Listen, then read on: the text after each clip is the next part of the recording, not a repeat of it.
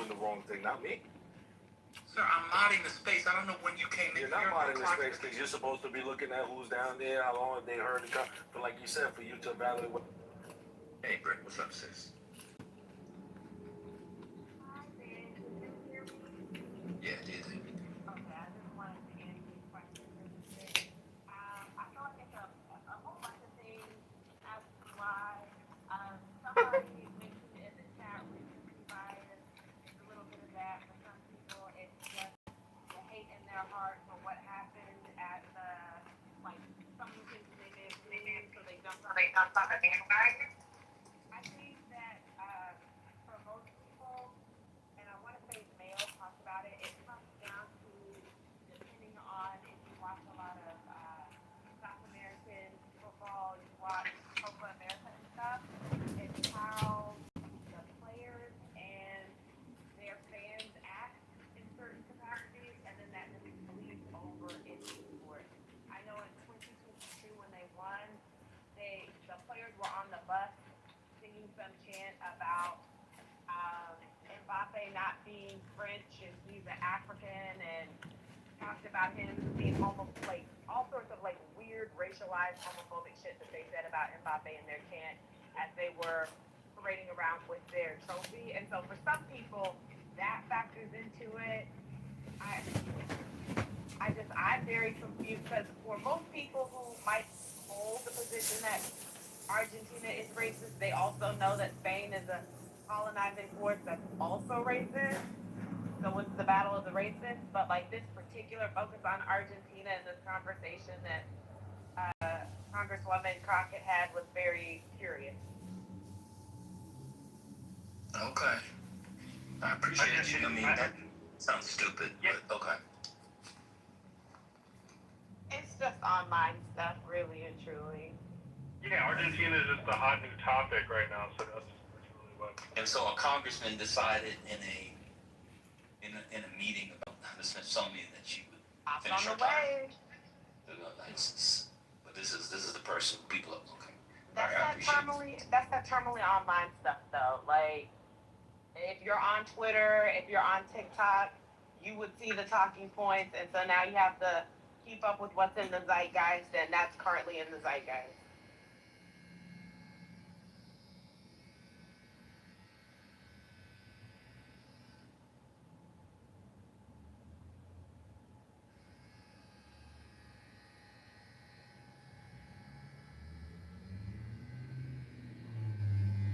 I mean, they were kind of doing it about Paraguay when Paraguay was in the news. I mean, I didn't even know Paraguay was harboring Nazis at one point. So I think it's just like whoever's trending at the time, that's who you're going to talk about. That's who you're going to zero in on their history and then just put them under a microscope. But yeah, I don't get the real commitment. I don't think Argentina versus Spain is a real. Is that possible? Most of Latin America don't fuck with Argentina. What they did, they committed a genocide with their Afro-Latinos. So did Spain. Yeah, you're totally right. As a Puerto Rican, sir, I don't fuck with both of them. But for those 3 hours, I was pro-Canadian, Spain. Why? And I went back to hating Spain again. Because, first of all, I feel like Spain is trying to recreate themselves. Yes, we know the atrocities that they committed. Obviously, I do also. All of us do. But I feel like they're trying to recreate themselves. I feel like they're trying to fix the things that they've done, what they did in the past. Now, they're saying now if anyone is part of an old Spaniard colony, if you want to be part of Spain, you can go to Spain and live there. And then within 2 years, if you can prove you're from the old colony, one of the old colonies, you could be a Spaniard citizen. Not that I want to go there, but I'm just saying they're doing that. Also, they're going against, Israel and the Zionists. And didn't they think they do something agree with the United States and Israel about slavery. It was only 3 countries. You know, that agreed. It was Argentina, Israel, and the United States of America. So yeah, I mean, only for those 3 hours. Now I'm back to go fuck yourself, Spain.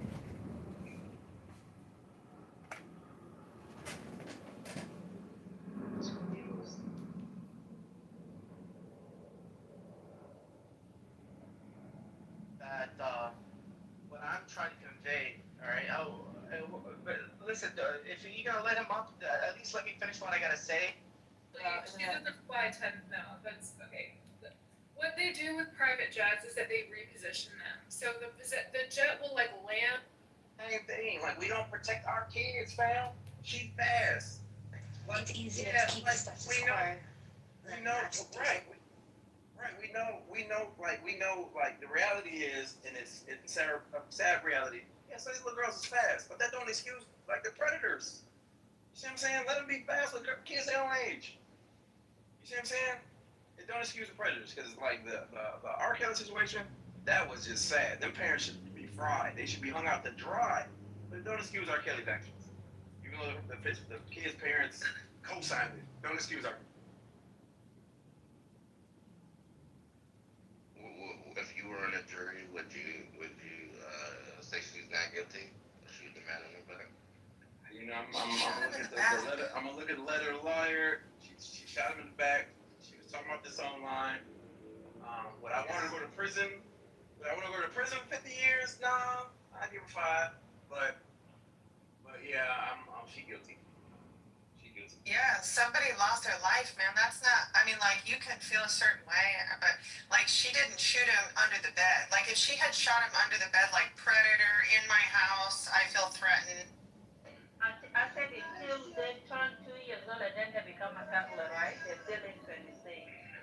Yeah, but they're still little babies. But some people say if you're past like the 1 year mark, like in between, like my son is 65, that's considered still a toddler. But like in the daycare.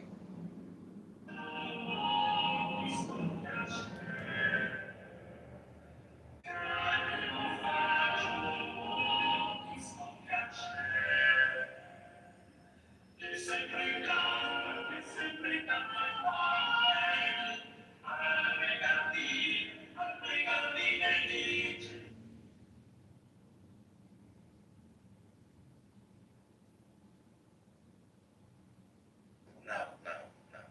It's just that when you're listing stuff, I mean, if you have more than 2 kids, I may have been at a dinner with multiple kids the other day and named all of them except the one I was calling. Oh, how you know I'm listing a kid? How you know I'm listing a kid? But the point, Ada's point was that people don't know Antarctica in particular, which was the third one she said. Anyway. Jacob take a shower. Jacob looks like a dirty bum. Probably smells like shit. His fingernails probably dirty. Ooh, Jacob smells like a shit.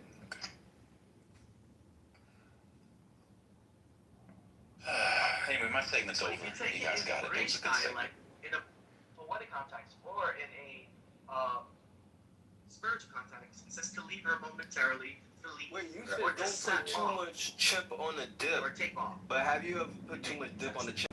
And I Okay. saw I was like Type shit. You know what I'm saying? Type shit.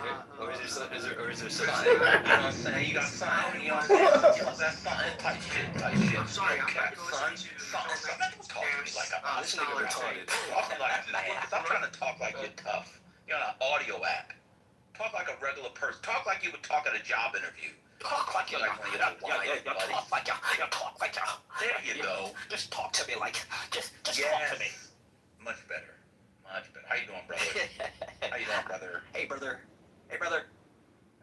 Talk to me like you would that white man when you make your $5. Talk to me. Talk.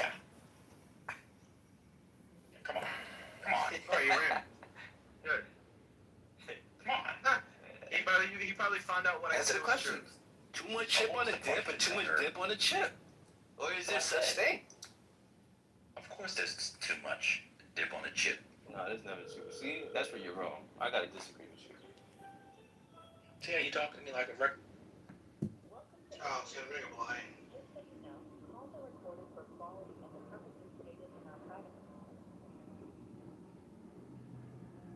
Para español, oprima el ocho. And that's not gonna happen because every time that's happened in the What's the past, issue you're calling the about? Jews have been fucking persecuted, fucking wiped out. And it's just not gonna. High-speed internet? I used the number you are calling from and found an internet account. Is that the account you are calling about? No. So I can help you. What's the account number or phone number on the account? There is none. That's fine. No problem. To better handle your call, how can I help with your high-speed internet? You can say things like new service. New Can't service. Connect to the internet or pay my bill. New service. What's the zip code you are calling for? 60630. Thank you. 1 second, please. Which are you calling about? A personal or business account? Personal. Okay. Hold on a minute. Please wait. 1 moment, please, while I handle your request.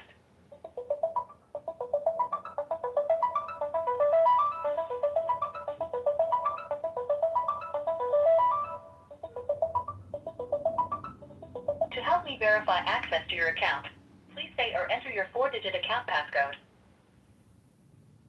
I don't have it. All of our agents are assisting other callers. I can text you a link to chat with an agent. Press 1 to chat, or press 2 to decline. We have your number as 31249805117. Press 1 to receive your text message at this number. Okay, that text should be coming in shortly. Thanks for calling.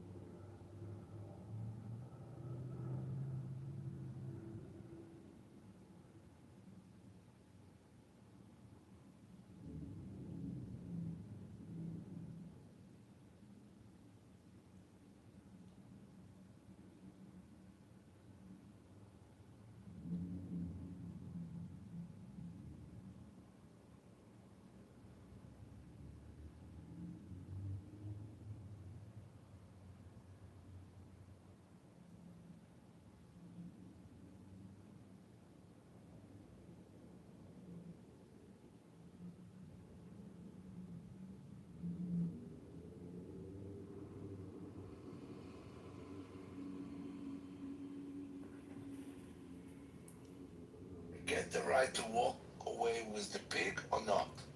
The pig is the lamb. I just.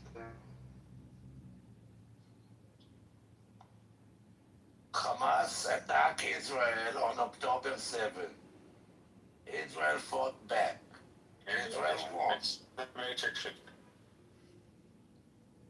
I said I think it's like if the Muslims attack us, can we I kill think them? that you are in the matrix. Rich, you're in the matrix. What's up? the only issue I have with the two-state shit is legitimizing Gaza. Problem to let somebody else talk. What the fuck? If Hamas is still in power, okay, you're in the Matrix. Rich, it is you. It is you Now you're that in the are in Matrix. the matrix. Are you in fucking love with your voice or what? Let somebody else fucking talk. You are in the Matrix. Go ahead, Shuki. Yeah, but you are too. No, I'm Rich, not. we can't hear you. Rich, we can't. Oh, I thought it was Shuki, sorry. No, can you hear me now, Rolf, or no? Yeah, I can hear you. So I think the only my sentence or no? Oh my god, you went in the Matrix and I went in the Matrix. No, let's check it. Let's do Yeah, this. go ahead, Do Shuki. this. Check it, finish your sentence, then Rich, you can continue after. Okay, sorry. The thing of it is, on October 7, a war started. A war that not Israel start, the Palestinians start. Israel retaliate, respond, call it however the fuck you want. She won. The land belongs now to Israel, meaning the so-called Palestinians, what you pronounce, are lost. The land also. And if you don't remember that, then let me remind you. Between 1948 to 1967, the Gaza was belonged to Egypt. In 1967, the Six-Day War, Israel won. Israel took over the Gaza. Between 1948 to 1967, Egypt did not declare Gaza as a Palestinian state.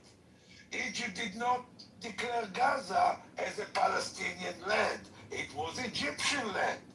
Then tell me why anybody on this earth supposed to declare that now it's a Palestinian state or Palestinian land, for that matter.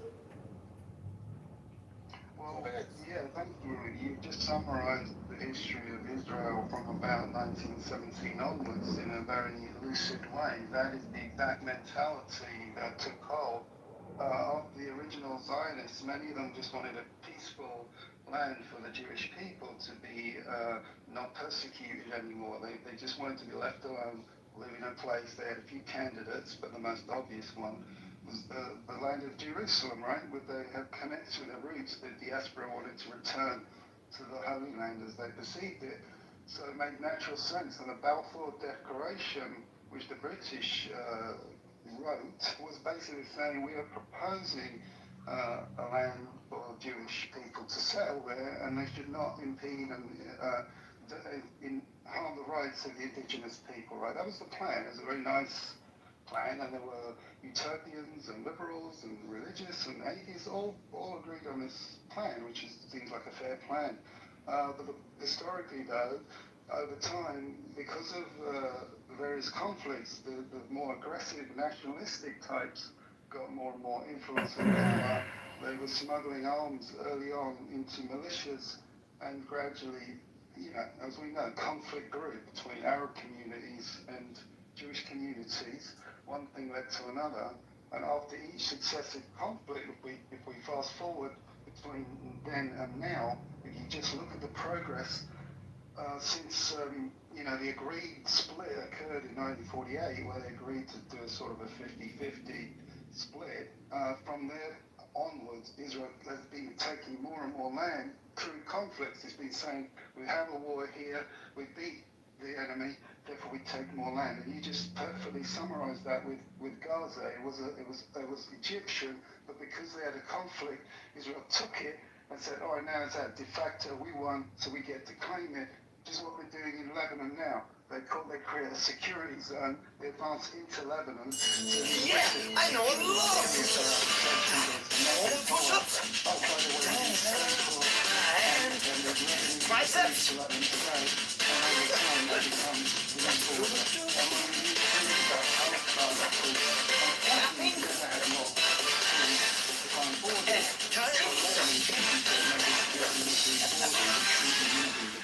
What about something a little bit more difficult? One-arm push-ups. And like?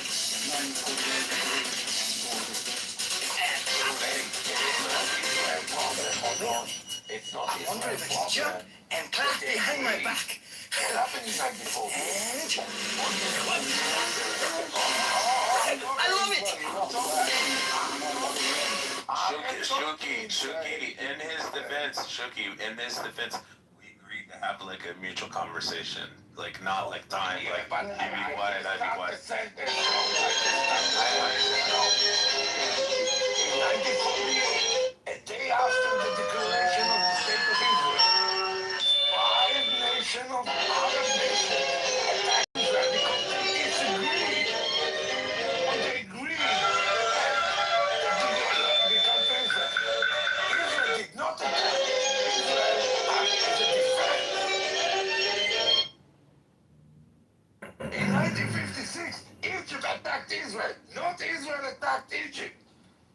So if you attack me, and I'm defending myself, and getting over you, whatever I took, it's mine. Israel never opened a war. Do you listen? Israel never stopped the war.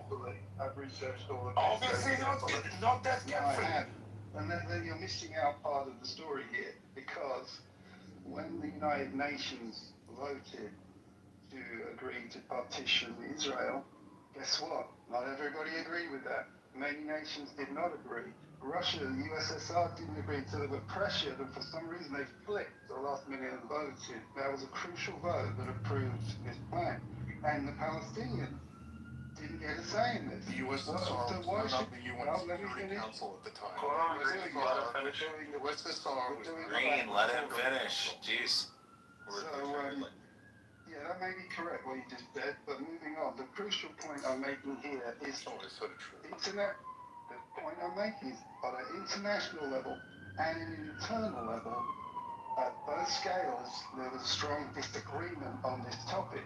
Internationally, many countries to this day never recognized that agreement that the UN voted on, and as many Palestinians thought this was an outrage. Why should we, who were living in this country all this time, now we get this division imposed on us where half of our land is taken away from us? And that's why they would have fought. There would have been militias who would have fought. This would be normal human nature. If the British were living there for 500 years or even 100 years, and the French came in and just said, guess what, guys, we're taking half your land, let's deal with it. It's a fair offer. Don't fight back. You think British wouldn't fight? I think the British would fight. Hey, Rolf, one thing I was going to mention, because I know Chucky's done now. Hold on, Chucky. I was just going to say this. The only problem I have with the two-state solution is legitimizing Gaza while Hamas is there, or at least the ideology. Even if Hamas is destroyed, if the ideology still exists, then it legitimizes Gaza to become its own state. If it becomes its own sovereign state, then it has more legitimacy to then have foreign nations fund them and supply them with munitions and weapons and stuff. And my thing is, I think the only two solutions is, one's like a fanciful utopian, Jesus comes back and creates, or the Messiah or whatever, comes back and creates like, a utopian society, and everybody just gets along, and, God wipes out all the bad people, and we all just get along. I don't think that's going to happen anytime soon. Hopefully it does. Cross fingers.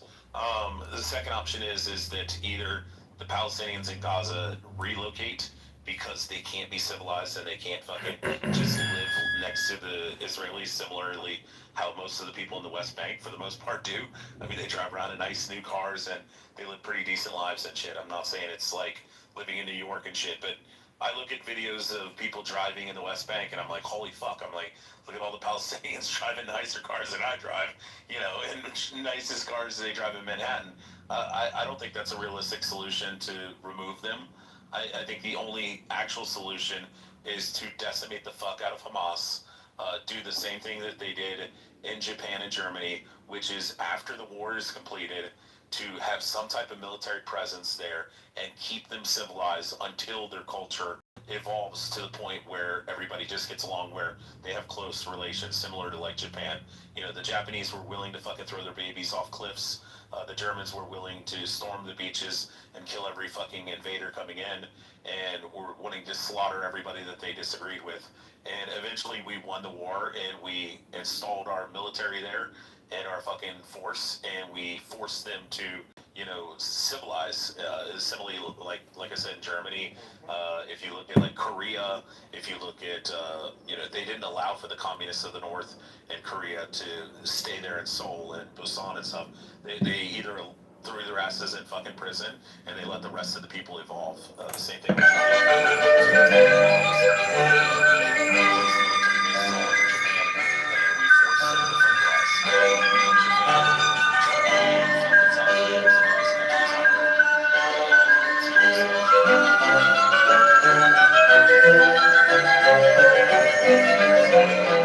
That's why I try to tell the Iranians, you can't just get rid of the IRGC, because if the ideology still exists, and even if it's 10-20% of the population, if they end up taking over of the submissive 80%, they will eventually just build a new fucking IRGC. And the same thing is going to end up happening with Trump and Iran, hopefully, is that somebody in the brass is going to do just like they did in Venezuela when they removed Maduro. The vice president steps up and says, fuck you, America. You stole our president. We're going to engage with war with you, and we're not going to play ball. And eventually they told her, hey, we're going to come and capture you with Delta Force. We're going to bring you to New York City and put you in a fucking cage for the rest of your life. And then she turned around and went, okay. And the same thing's happening in Cuba with Raul Castro. Raul's still running the country, even though I can't remember the other guy's name that's actually the president. But Raul sits down in a little compound and instructs him what to do. And now Raul's coming around and saying, hey, we're gonna stop all this fuckery. We're gonna let's talk. Let's let foreign investment come in, because we're sick and tired of all the rolling brownouts and blackouts, and there's no oil and gas, and our country's literally going to starve to death. And you're gonna have to do the same thing with Iran, Cuba, and you're gonna have to do the same thing with Hamas. Is you have to destroy that fucking military or the ideology, and the way you do that is to plant your fucking foot there for the next fucking 50 years, just like you did with Germany. And I think that's the only realistic solution. And unfortunately, there is going to be a lot of women and children are going to die. Like I said, with Iran, somebody's going to step up from the top brass that's still there, and they're going to say, hey, I want to become the new Ayatollah. You're still going to have the IRGC. You're still going to have that authoritarian fucking group in power, but you're going to have somebody like Saddam function as a fucking, you know, puppet for the United States all that time until he started gassing the Kurds. Then he switched over from the US petrodollar to the euro in '98. And when Saddam got out of line, we fucking took him out. And I mean, unfortunately, that's what's going to happen. You're going to have the same thing in Iran. Somebody's going to have to step up, become the new Ayatollah, and become a multi-billionaire. It's totally fine with me. He can become the new Shah if he wants. We don't care. As long as he's willing to not fucking launch rockets around the world and start terrorist proxy groups trying to kill everybody. And I think that's what's going to happen in fucking Gaza eventually, is they're going to decimate all the people that agree with Hamas.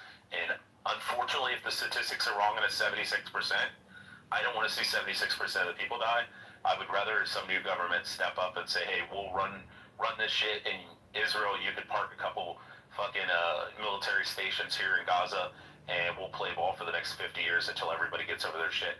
We can all fucking get along and assimilate, right, and work together. Yeah, I mean, you would have never thought that Saudi Arabia would be like never, in Qatar and Emirates, never. And that's what we need. We need everybody to advance civilly. Hacking, and you go let me respond. Go. Okay. Great points So, out. just to be clear, one of the last things you appeared to have said was you're going to be fine if 76% of Gazan civilians are killed. Oh no, I said I hope not. I said, but from the studies that have been conducted on the ideological outview of the people in Gaza, 76% of them support Hamas. That's the biggest problem that we have. Okay, so just to be clear, you're not sure what to do about people who have an ideology, right? You don't want to be... Oh no, I have a solution, which is, like I said, to mark a couple military bases there in fucking Gaza, and ruled him with an authoritarian fucking hand for the next 50 years like we did Japan and Germany. Same thing we did in Germany and Japan. By Israel with a wall around them, completely monitored and policed by Israel, constantly 24 hours, all of their... No, I'm talking about IDF soldiers. How could it need more? No, Rolf, you're misunderstanding what I'm saying. I'm actually going more extreme. Rolf, I'm actually going, real quick, I'm going more extreme than what you're actually characterizing me. Yes, I want IDF soldiers like we do in fucking Germany for the first fucking 20, 30 years. Where we had military bases all over the place. We did not have U.S. troops patrolling the streets in Germany. I was there. You had U.S. bases. You were there in the 40s and 50s? Right. No, you said 30 years after the war, which brings us into the 70s. Yeah. I was in Germany in the 70s. We didn't have military outposts. We didn't have military outposts. We didn't have military bases. We didn't enforce with a heavy hand that the Germans had to stay in line and couldn't build back the Nazi ideology. No, there was no oppression. There was no policing. The U.S. bases, and it was divided up into UK and U.S. zones. I visited the U.S. zone many times, and they were very integrated in the community. Yes, I had lots of friends, I had lots of family members that were in Germany during the 60s and 70s, family members like great uncles and stuff.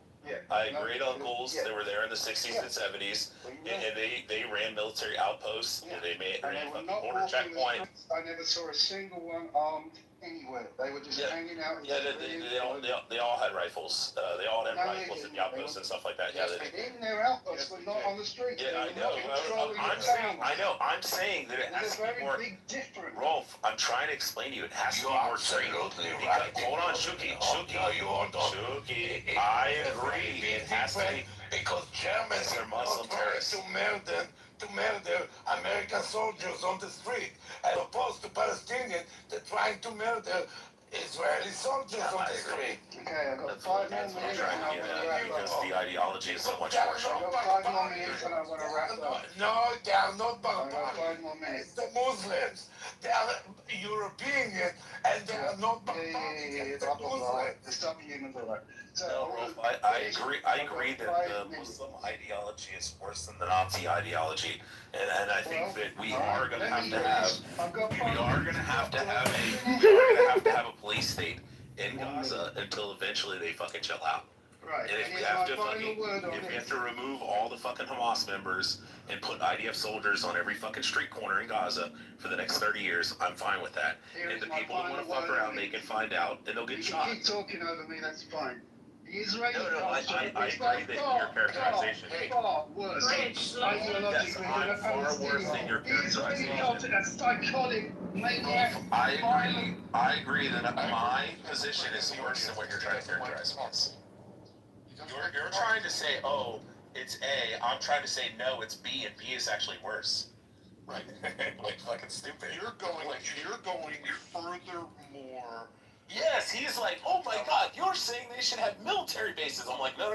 They should have IDF soldiers on every fucking street corner in Gaza for the next 30 years until the next generation comes along and goes, maybe we shouldn't fucking fight. Maybe we should just like buy Mercedes and BMWs and like eat fucking shawarma and hummus like all the people in the West Bank. Like we should just chill the fuck out. I agree with a police state for the next 30, 40 years. And he's like, but they didn't do that in Germany. And I'm like, yeah, but the Muslim ideology is worse than the fucking Nazi ideology. And it's worse than the fucking Japanese, because when we dethrone their fucking emperor, then they all chilled the fuck out. Like, we dropped 2 atomic bombs, they chilled the fuck out. And we stationed fucking military bases all over their country, and now they're our closest allies.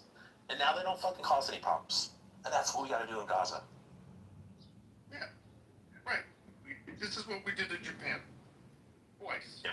Then they chilled out. Then they chilled out, Rolf. Unfortunately, Gaza's what America did in Berlin. They got Berlin on Yep. And can I just say something? In this case, you cannot do it because you have Pakistan. If you do that, Pakistan will do that to Israel. About the nukes or about the police state?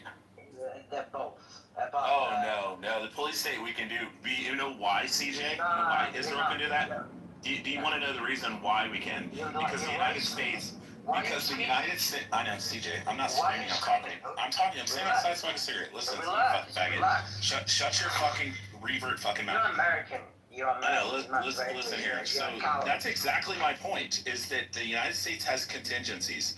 If you go watch the Sean Ryan show, he was talking to a woman who's an expert in thermonuclear weapons. I know, shut your mouth. Shut your mouth. No one cares. No. Somebody mom me up so I can mute him. If you don't shut the fuck up. I know, you're gonna go to the audience. And I'll just talk to the fucking rest of the room. I'm fine with that. The contingency is that Sean Ryan was asked, he asked the woman who's an expert. Move to the audience. I'll talk to you first. Take it easy. Okay. Yeah, so the contingency is that he asked her, he said, what if North Korea actually fires the intercontinental ballistic missile at the United States or one of our territories? And she said the automatic contingency is, I know he's got the RGC flag, it's crazy.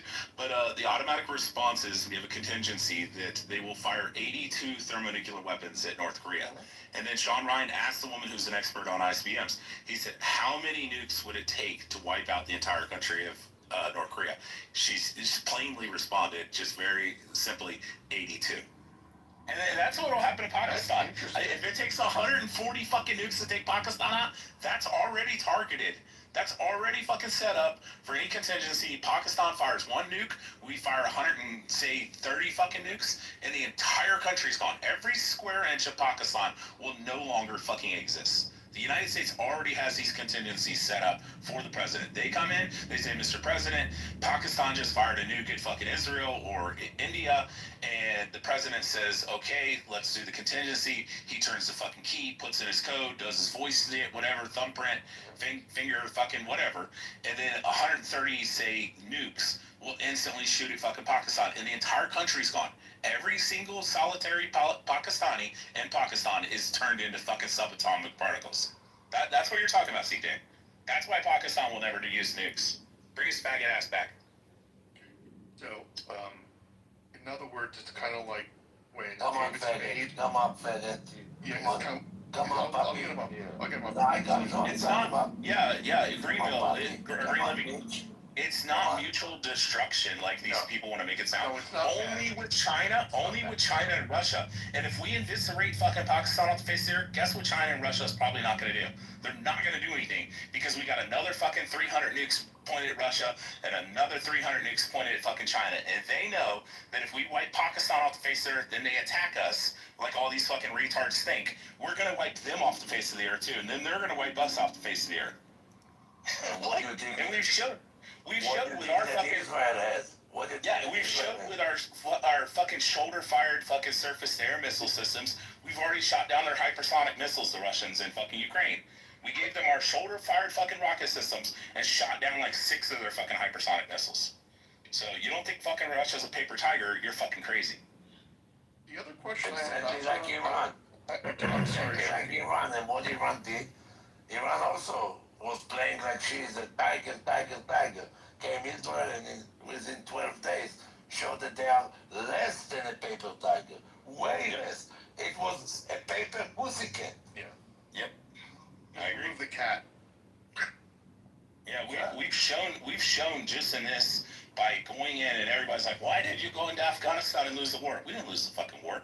We went in, we destabilized the entire country. We sent in Green Berets to train the entire country and train all their fucking military. Then we left billions of dollars of munitions and fucking M4 and M16A1s. And we left all those just laying there because the United States is legally not under our fucking rules. We're not allowed to fund terrorists. But we can accidentally leave it and say, hey, it was going to cost too much to bring the ship back. And then they pick it up. And what immediately happens when we pull out? The Chinese Communist Party and the Russian Federation both try to invade Afghanistan. And what are they being shot at with? The same thing that we were budget shortfall driven by the high cost of the war in Iran. It's forcing military readiness cutbacks. There is a stalled emergency funding request in Congress, which we've alluded to before in this room. Key details include a requested $67 billion supplemental package, shifted funds from baseline military training and maintenance, and depleted precision munition stockpiles. So what does that all mean? Those are words. Is that a word salad, or does that actually make said, Scary. Well, let me break it down a little bit. There is an immediate cash crunch, according to the Washington Post. Critical military operational accounts are set to run dry within weeks. There is a readiness impact to all of this. According to the Post, the military has canceled training exercises and delayed base upkeep to pay for ongoing combat operations. The congressional gridlock to which I alluded, Hegseth has been pressing lawmakers for emergency funds, but Congress has delayed action because of political pushback. A good portion of that, as we discussed here before, is that they haven't been able to explain, according to the members of Congress, both Democratic and Republican, what they want to specifically use the monies for. So a lot of this is the fault of the administration, seemingly, not being able to make their case to Congress. But here's the impact on the Iranian war effort. But I don't think we should just look at the impact on the Iranian war effort. Because some people feel like we ought not to be in this war anyway. Who cares if it affects the Iranian war effort? But there is a cascading residual effect to all of this that I think we need to really look into. So with regard to the Iranian war effort, munitions are strained. According to the Washington Post, high expenditure on interceptors and strikes means that the United States is burning through costly precision-guided weapons faster than they can be replaced. Now we're in a situation now where the president seemingly wants to order an uptick in this war. But if you're running out of munitions, how do you do that? If even without this uptick, we are expending the munitions faster than they can be replaced, well, how in the hell are you going to increase the military pressure on Iran? The Post also reports that while the United States military remains active, a lack of flexible cash forces reliance on shifting funds from other global defense priorities. So that complicates long-term campaign planning. So let's talk about the long-term global security issues of the Pentagon running out of money right now because of the Iran war. Because as I said, there are those who say, good, now we have to call this all off. This was a fool's errand. This has nothing to do with the United States. I'm not making this argument. But it's not our fight. Let's get the hell out, and now we're forced to get out. There will be people who say that. But as a result of all this, there's a strategic readiness gap. We already, as Anson pointed out yesterday, even before this war, and now this is an accelerated problem or a magnified problem. We've already deferred maintenance. Anson is probably chomping at the bit right now to give us details about that vis-a-vis the Navy, over which he's an expert. Deferred maintenance. How many gray holes are dry docked right now or sitting at port, and for how long? Are we ready? Should there be an actual threat to our nation? Anyway, deferred maintenance, there's reduced training. I don't think you have to be a military expert to recognize that creates vulnerabilities in other global regions if forces are unprepared. Think Asia, think Taiwan, think North Korea, think China. I mean, really? Is that where we put ourselves right now? This vulnerability? The depleted stockpiles, the low supplies of advanced munitions, obviously, and you don't have to be a military expert like Anson to know that weakens our overall deterrence capabilities against other major adversaries. And some of you alluded to this yesterday as well, talking about how Russia and China and North Korea and perhaps others are looking at this saying, gee, the United States is forcing itself into becoming some kind of a paper tiger. Now, I don't know whether that is actually true, but certainly based on the reporting in the Washington Post today, the article says, the title of the article is "The Pentagon Sinking Billions into Iran Wars, Quickly Running Out of Money." Their lead is the Pentagon faces an urgent budget shortfall caused largely by the war in Iran, with some critical lines of funding set to run out within weeks. That's the top to their story. And there is a cascading effect beyond the military, right? And again, I'm not an economic expert, but I don't think you need to be one to recognize that massive wartime spending adds pressure to national debt limits. It affects domestic budgets, and perhaps most importantly, I feel, this is Gary's analysis, there's a potential restricting of future defense agility. Not good is how I would rate this. NG, not good. So the question is, presuming the Washington Post is correct, the Pentagon is running out of cash. But I asked the question, is the Pentagon running out of cash? And of course, implied here is, what the hell does that mean and what do we do about it? So with that introduction, I will start grabbing you guys and demanding that you speak into the microphone. And I will start today with Scott, followed by... Yeah, I actually read this article and I was going to do a room about it earlier today because I thought it was really interesting. Yeah, I mean, Hegseth's kind of got to go hat in hand now, apparently to the hill. Yeah, I think this is the realities of war, right? And war is not free. I mean, I think there's a twin factor. A, as you said, guys, the war is unpopular. And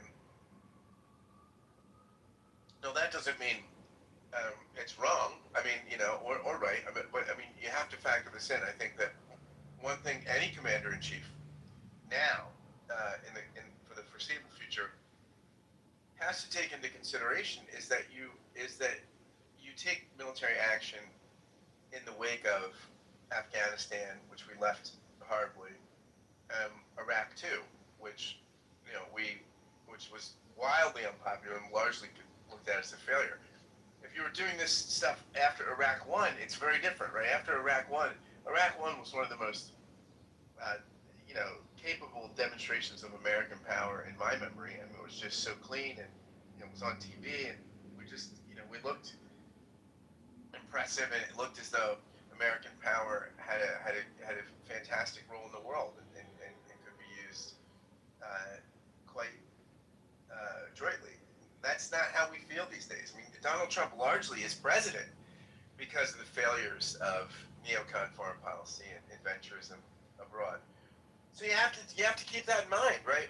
And the Congress has the purse strings, right? And so you've got to keep that in mind when you're asking for money. And yeah, I mean, you got to procure funds for a war that a lot of people don't want to support, right? I mean, congressmen remember what happened to people like Hillary Clinton, who was torpedoed in 2 presidential runs for, well, at least 2008 for sure. It was extremely costly for her casting the vote in approval of Iraq II. I mean, Obama, fortunately, was on record as the state senator. He was in some anti-war speech that really helped his candidacy. I mean, made his candidacy in many ways. So, yeah, I think it's tough. It's tough to make a case for an unpopular war and increasing funding in an unpopular war, especially when the deficit is so massive. I mean, and it continues to grow.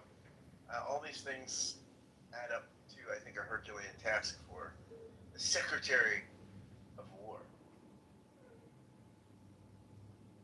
So you spoke about how this is really very interesting, and I don't know whether you intended to go there, but you talked about how Iraq won.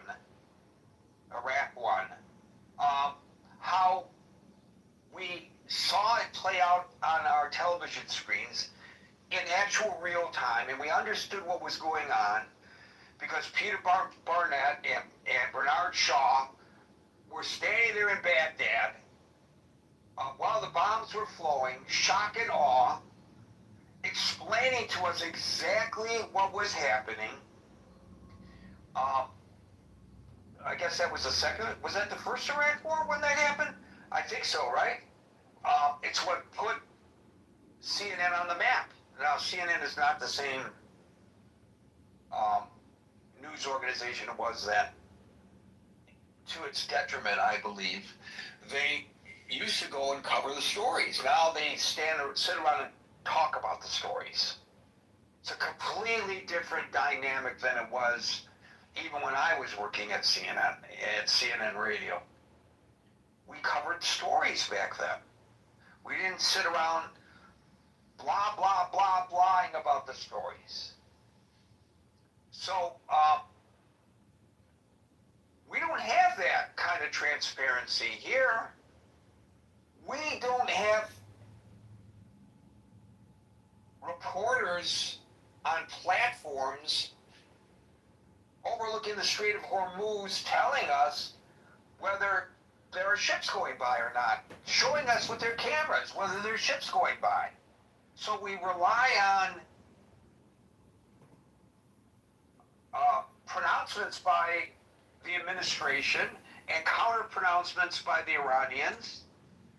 And I gotta tell you, when it comes to the veracity of all this, Scott, and there's a lot of bullshit coming out of the mouth of the propagandists in Tehran, on that particular issue, they've been more spot on than our president has been. We pointed that out yesterday.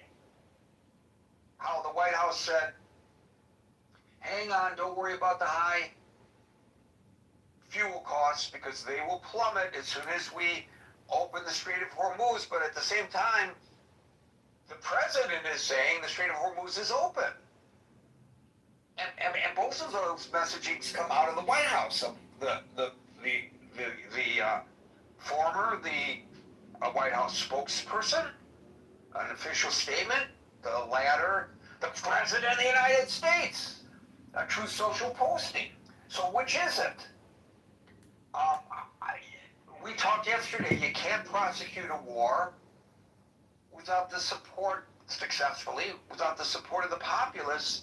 Nobody's really making an attempt to show us there may be, as you point out, very solid reasons for this war. But I don't know what in the minds of the administration those reasons are. I mean, I have my own personal beliefs, as do you. But I don't know in the mind of the administration because they haven't articulated it. Had they articulated it properly to the Congress, perhaps they would have gotten the appropriations they need so that it wouldn't have drained our military's capability to the point that, God forbid, we feel that we are safe because somebody talked about it yesterday. The United States is isolated from the rest of the world. It ain't so simple these days like it was, during World War II, for example, when there was very little. There was some, but there was very little threat to the homeland. It's a different world that we live in today. It's a very dangerous world that we live in today. A lot of things are intertwined. For some reason, the government is reticent to explain to us how things are intertwined. I don't know why, but there you have it. And the news media aren't doing a very good job of explaining it to us because it's all he said, she said, he said, she said, he said, she said. And so there's little real reporting except in specific news organizations that focus on that, but in the areas where the general public goes for their information, there's very little credible information that's being really fed to the American people. It's there if you want to look for it, but you gotta look for it. It's not being spoon fed to us, and we are lazy. We want it all spoon fed to us. So,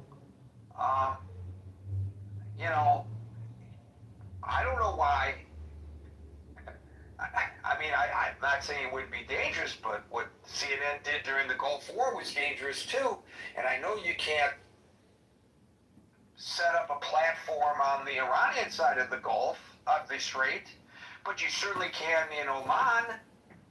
I don't know why we're not seeing daily images coming from Oman. When the war in Ukraine began, we watched on whichever cable channel we preferred.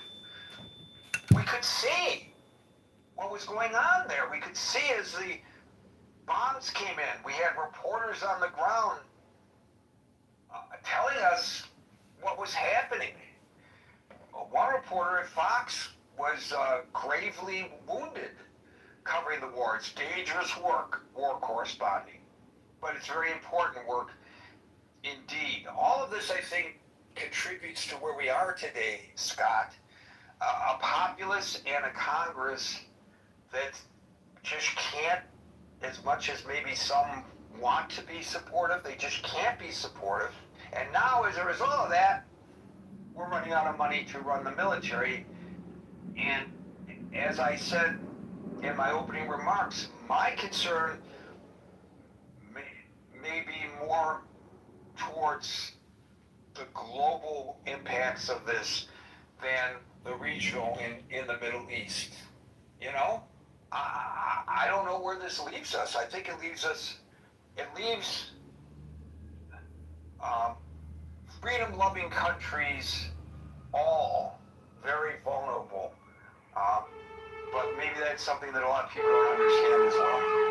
Yeah, and I mean, this is interesting, right? Because not only do you engage, this administration engage in a military conflict in a post-Afghanistan, post-Iraq world, country, but also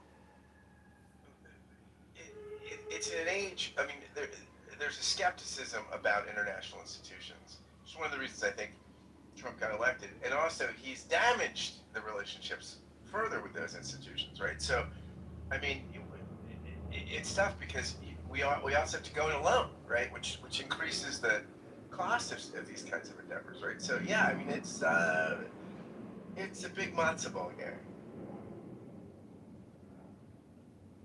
I don't think it was very nice of you to denigrate matzo balls that way. I'm a big supporter of matzo balls. Thank you, Scott. We'll go to Hanson, who I'm really interested in hearing from today, especially, and followed by Abe. Well, first of all, it's been almost 40 years since I was in the Pentagon, which was my last duty station. So I'm not an expert on any of this kind of stuff now. Is the Pentagon running out of cash? I doubt it. If you've got a carrier battle group that's just in the United States and conducting training and goes to sea periodically, but you've got the personnel, whether they're in the Gulf or whether they're sitting in Norfolk, you're still going to have the cost of the force, the cost of doing maintenance, et cetera, et cetera. So the reason the war is draining money out of the Pentagon very fast is because the operating tempo, which burns a tremendous amount of fuel, other than for the nuclear ships, fuel and aviation gas, and ammunition, Now, we've been drawing down on our precision-guided missiles ever since the beginning of the war in February. And so the depletion, and we're not going to you're not going to keep up with the firing rate of Patriot missiles by replenishing them from the current industrial chain that produces Patriot missiles. You're going to run out. At some point, you'll run out of Patriot missiles. And THAAD, the high altitude, the THAAD missiles, those things that cost multiple millions of dollars for one bullet against one missile, and you have to fire multiple bullets to knock down even an Iranian ballistic missile. So the burn rate for those things is very high, but the Pentagon can move some money around, but it's very difficult to do. It's very difficult to keep track of all these things. Imagine trying to keep track of close to $1 trillion a year. What was the budget for 26? 800, 900 billion dollars a year. How do you keep track of all that money? And it's hard to do. And the thing that I read the Post article, and you're absolutely right, Gary. It's he said, she said. You have experts that are contradicting so-called experts that are contradicting what's coming out of, quote, the experts within the administration. Well, who's telling the truth? I can't figure it out when I read the Washington Post. I don't know who's telling the truth.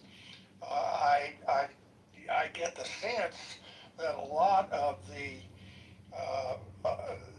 anti-administration experts are, a lot of them are right out of the Biden administration. So of course they're going to be critical of the administration of another party. Where is ground truth? I don't have any idea. Now, go back to what you call Iraq 1, which I call the first Gulf War. I think that was the title of it. And Iraq 2, which was the invasion of Iraq. Remember, we did not invade Iraq during the first Gulf War. All we did was kick the Iraqis out of Kuwait. And there were a lot of warmongers that wanted to keep going all the way to Baghdad during the first Gulf War in the early 1990s. But very wisely, President Bush said, no, our goal was to keep Iraq out of Kuwait. We're not going to cross the border there. Now that we've ended the war, we're not going to allow mission creep to take over the planning and the execution of the war. Well, we got into mission creep in this war on the first day because nobody really articulated what the hell we were trying to do. And we still, I don't think there's anybody in this room that with any convincing degree of confidence can articulate what the goals of this war are. Is it regime change? Is it,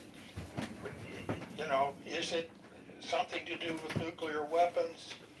Is it the freedom of the seas? Is it an amalgamation? How do you determine if the seas are free? And as far as people on the scenes, Gary, to take pictures, the second Gulf War was the first time, I think, that we actually embedded reporters on the front lines. Remember, and they were in Baghdad. We saw pictures of bombs going off in Baghdad. Shock and awe was Iraq 2. That was the invasion of Iraq. Shock and awe was not articulated by anybody during Iraq 1. Iraq 1 was the first time we saw pictures after the fact of precision-guided missiles hitting trucks and tanks and small buildings and that kind of thing. That's the first time we ever saw that kind of imagery coming out of war. And today we're seeing it. CENTCOM is publishing those photographs. But what do those photographs mean? I can't tell. I can't figure out how many days have we been since the MOU went south. What is it, 11 days now that we've been executing air raids on the nation of Iran.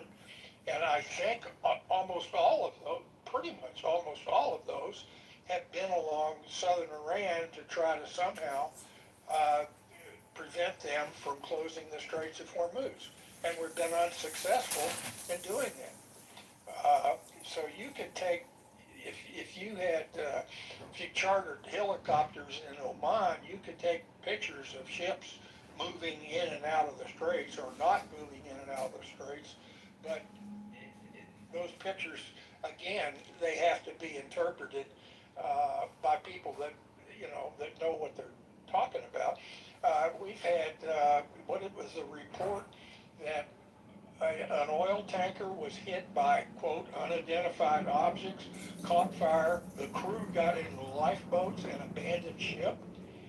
And we haven't seen picture one of that, nor have I heard the United States acknowledge that that in fact has happened. I don't know whether it has or not. I don't think any ships have been sunk. And I think a few fires have taken place on ships, but I don't know what the freedom of navigation looks like in the Straits of Hormuz right now. The other thing that was so astounding to me is the House is getting ready to go on a month-long vacation. Well, here we are needing cash in order to continue to conduct a limited war to some extent, and Congress is going on a month-long vacation. Is that not astounding? And if you were going to go on a vacation, anybody in this room, let's say you were going to go on you had a budget for a $10,000 vacation, and you planned your vacation, but then you kept changing where you were going to go and how long you were going to stay, and rather than a 2-week vacation to Europe, you decided you were going to go to Russia and you were going to go to China, and who knows what the budget was for the vacation.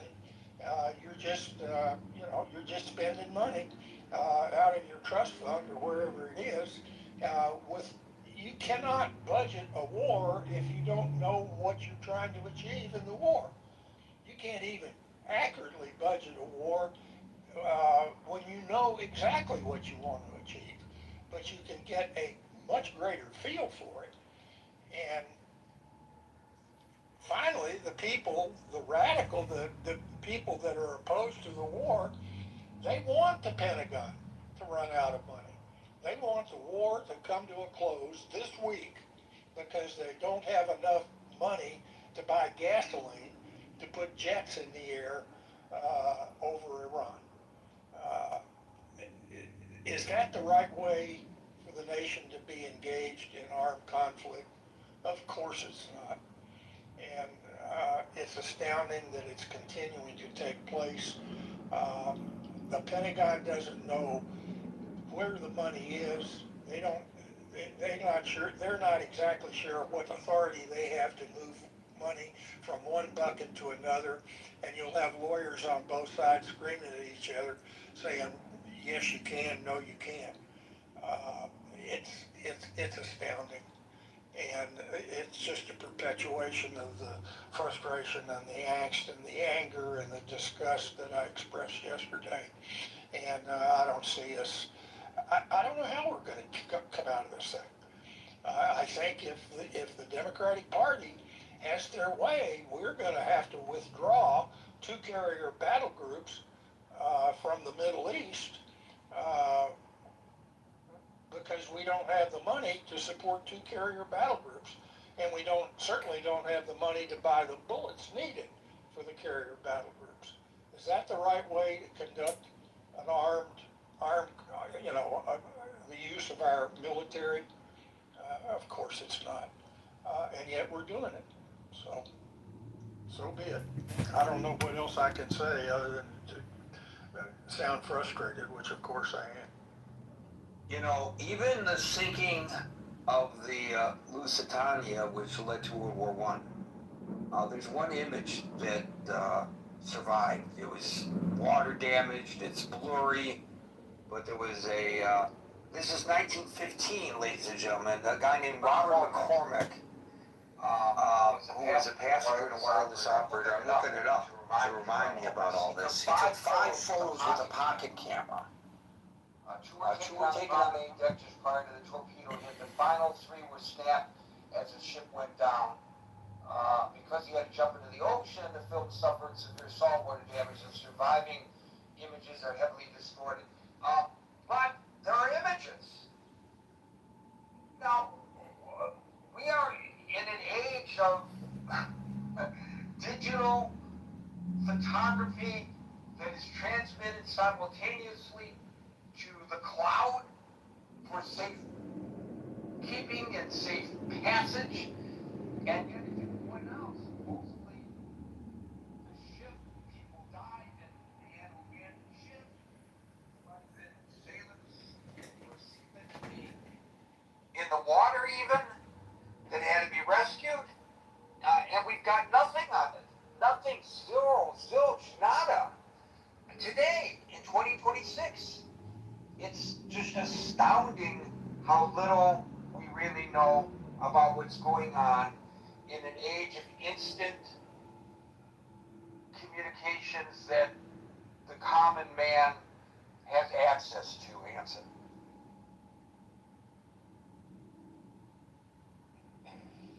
I'm not sure pictures,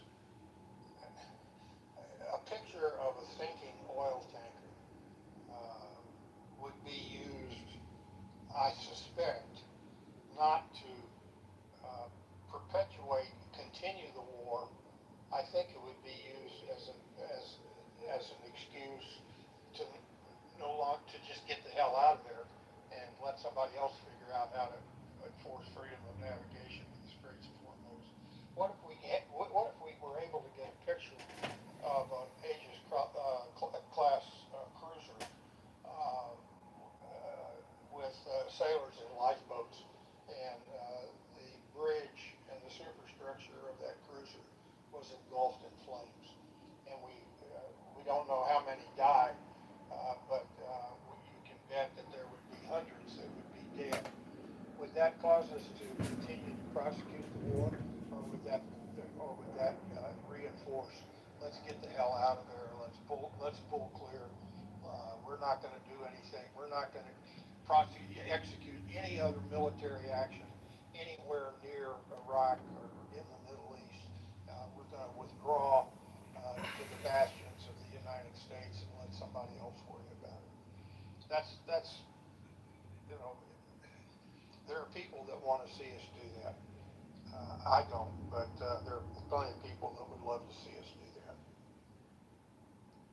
But at least we would know what's really going on. It's just, as you said, he said, she said, who do we believe? Does the United States Navy have the ability to fully enforce a naval blockade against Iran? And does the United States Navy have the ability to ensure safe navigation for all ships going through the Straits of Hormuz? I think the answer to that is no. I don't think we have the military capability to be able to do that. To say that I don't think we have the ability to do it, not on a sustained basis. And that's what Iran is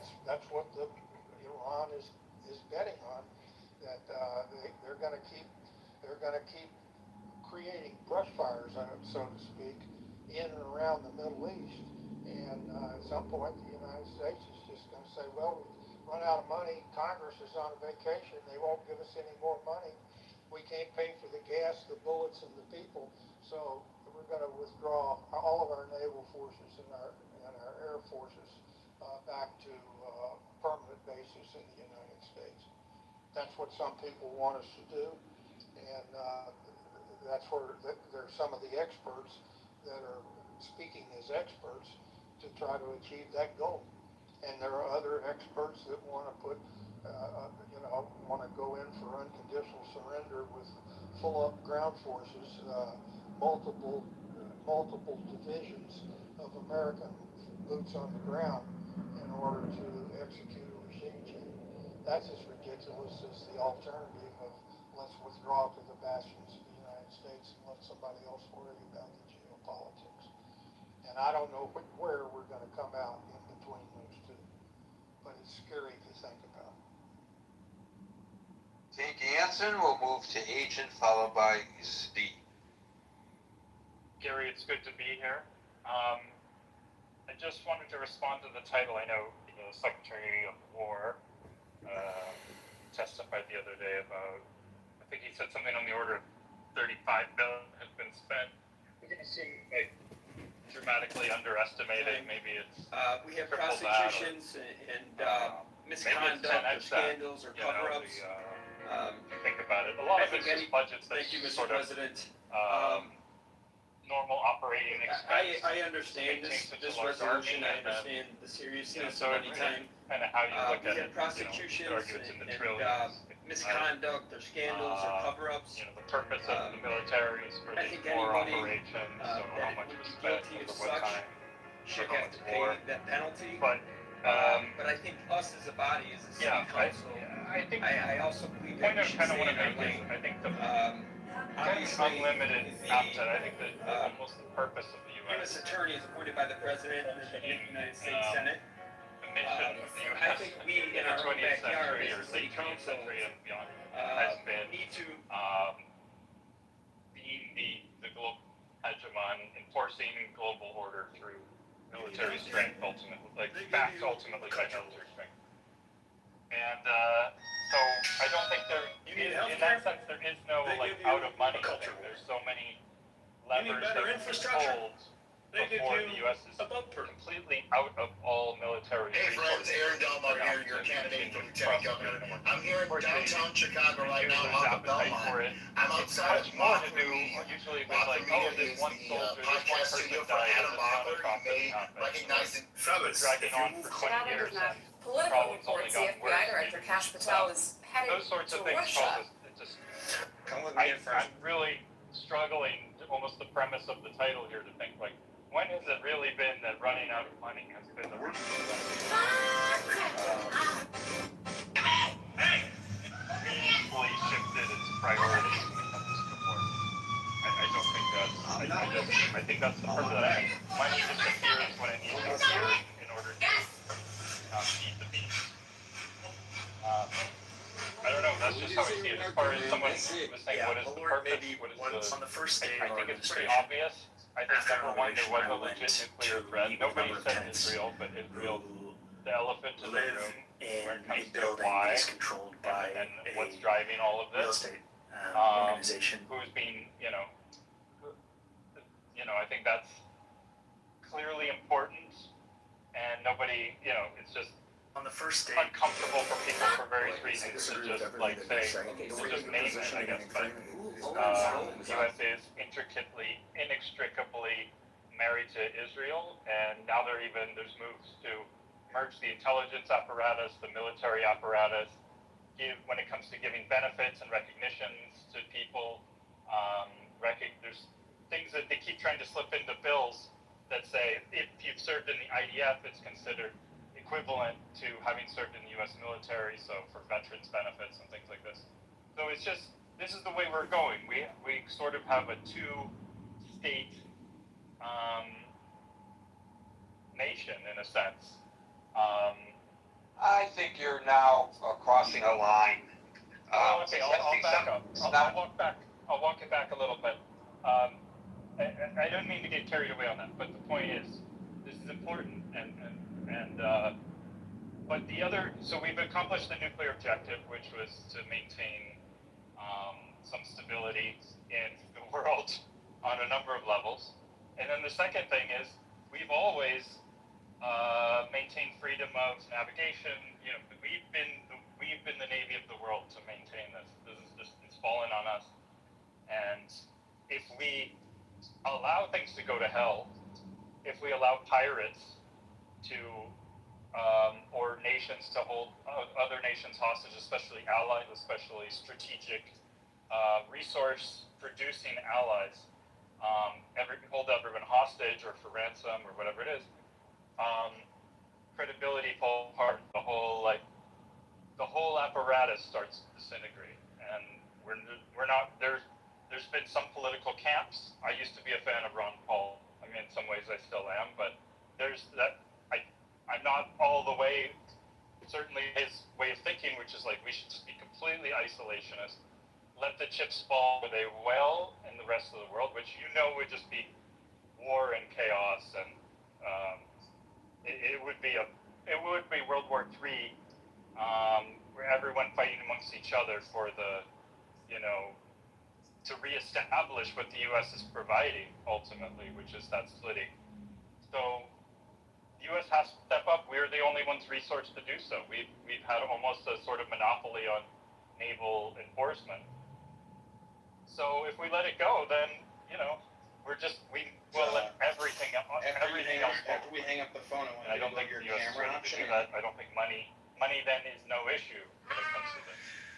And but the problem is, of course, it's very cheap. We're in this drone era. Don't have the will to boots on the ground. I think they may drive us to that point. It's really up to Iran. People running the RGC. They are apocalyptic. They're a death cult in many ways. And they want to push things as far as they'll go until they're all wiped out. And if we back down, then they totally win and they can dominate the region, right? And it's just going to be more war, because they're going to still be at war with Saudi, possibly. They're going to be at war with Israel, who they've, really pledged. Their mission is about destroying Israel. So, that's how it's going to go. So, you're between a rock and a hard place here.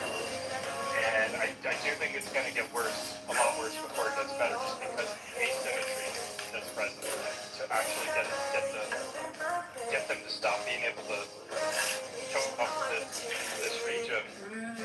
It's going to take overwhelming force, unfortunately. We haven't built up to that yet, but I think we're going to get there. We're totally peaceful. Because Iran is not a rational actor. Thank you. So I don't find it uncomfortable to talk about the Israeli aspect of all this. The Iranian government has two Satans in their crosshairs. The first one is Israel. The second one is the United States of America. Because of proximity, obviously, Israel faces an immediate existential threat on a daily basis from Iran. Especially given the fact that they fund the terrorists in the Middle East and who have been attacking Israel, including on October the 7th, most notably on October the 7th.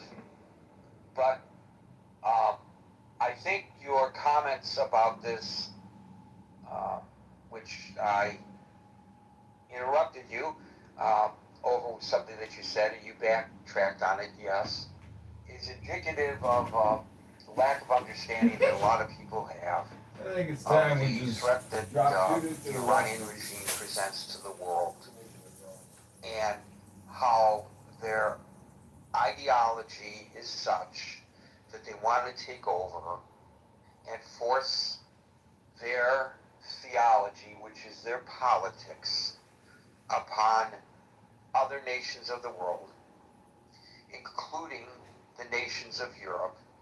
And anybody who has an understanding of the real threat that Iran presents gets this.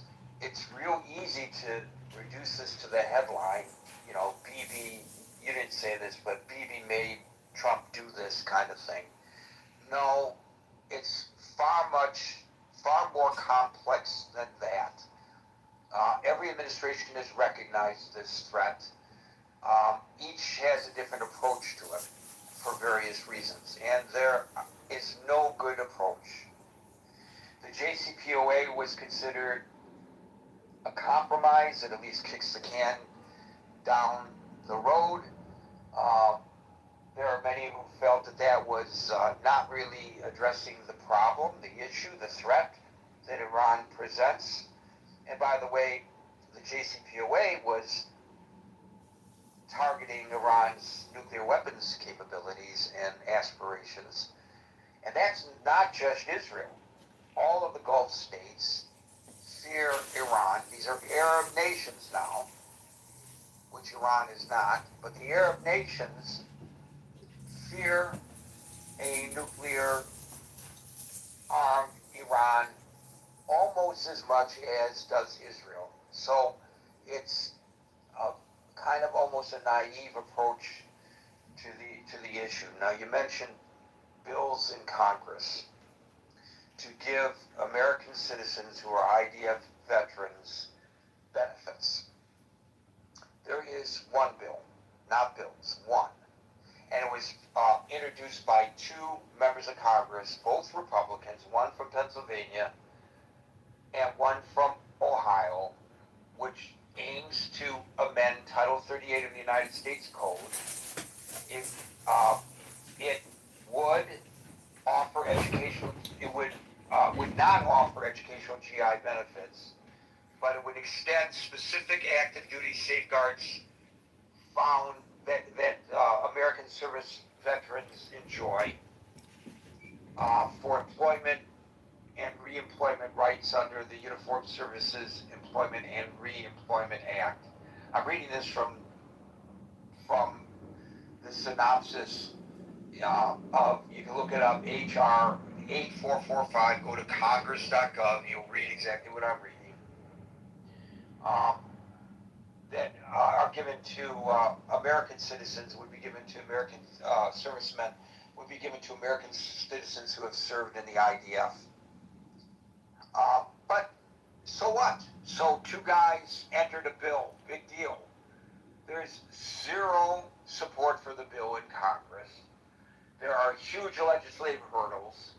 People introduce bills all the time that they know don't stand a snowball's chance in hell. And there's a lot of pushback against the bill. Nobody is taking it seriously. The leadership of the House, although they are Republicans and the House is controlled by Republicans, have not moved the bill forward. And so it's not even worth mentioning. I guess you can mention it by saying, yes, it is a fact that such a bill has been introduced, but to suggest that, it's a serious attempt to extend and merge the IDF with the U.S. military, no, it's not an attempt to do that in the least. Even on the face of it, it would not merge anything. It would just extend certain benefits to Americans who fight for the IDF. By the way, personally, I would not support such legislation. If you want to go fight for the IDF, you can have dual citizenship and go fight for the IDF, and then whatever benefits you can gain through Israel's system, then you should gain from Israel's system. It has nothing to do with the United States, but it's not anything that stands any chance of passing. And I just want to minimize any impact your statement might have made, that might suggest to some people otherwise. Z followed by Ayan, or Ayan, or however you want to pronounce it. Ayan? Agent. Thank you. Z, you're up. Hey, thanks, Gary. Thanks, everybody who's spoken. Well, I don't know a lot about all this stuff because I never followed politics and I never really followed all the ins and the outs of how our government worked, whether it was in D.C. or down to the city-town level. But what I do have is some life experience and just, you see patterns happening and stuff like that. So, we're not legally or functionally bankrupt, but I believe that our country has been bankrupt prior to this. And the reason why I say that is because the U.S. does control its own currency, and it can mint money to pay debts. And so somehow we're staying out of some kind of weird bankruptcy if any kind of bankruptcies happened earlier than the 2008 financial crisis, I'm unaware of that. But there seems to be a lot of problems since that happened. And there was a lot of social and economic and political things have been uncovered since this financial crisis with the houses and the paper and all that bad money or whatever it was. So I think that our country has been in a financial crisis since at least 2008. And it's just, nobody wants to say that we are. It's kind of shoved under the rug.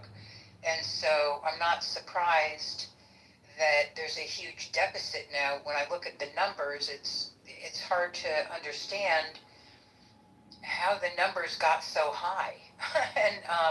And also I want to point out, I find it to be interesting that Mr. Trump was making fun of at least Russia and maybe even Iran and maybe the people who were fighting someplace else. Sorry, guys. That he was making fun of those people they're running out of money. They're running out of stuff. They got nothing, right? And then here it is back to his face. So it's just bizarre, I think, sometimes what comes out of the mouths of people is actually what is happening here. But it's like trajected out towards this other group. Well, they're broke, but we're fine. So that's not true, because right now what's happening in the USA is that their programs like Medicare and like all the food programs are all being cut. They're all cut. And I'm not going to get into all the different ways about it, but there are people suffering in my little zip code who don't have food, who have no medical care, and are on waiting lists to see a doctor till 2028. And the other one that was hysterical was, we can see you in 2030. We're going to make you an appointment. So you guys can go do the research on that if you want to. But so in terms of the bankruptcy of this country, and is the Pentagon running out of money? Absolutely.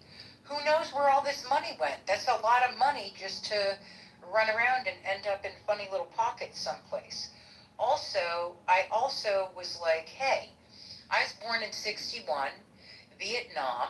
That war was nonsense and baloney. Of course, I had no idea that it was, and I was saluting the flag and standing there during the whole thing, and MIA bracelets and POW and going on walks, and I didn't even know what was going on. I just saw the pictures in the magazines and thought, holy shit, I gotta do something. And little kids running away from bombs. I mean, I'm like, what the heck?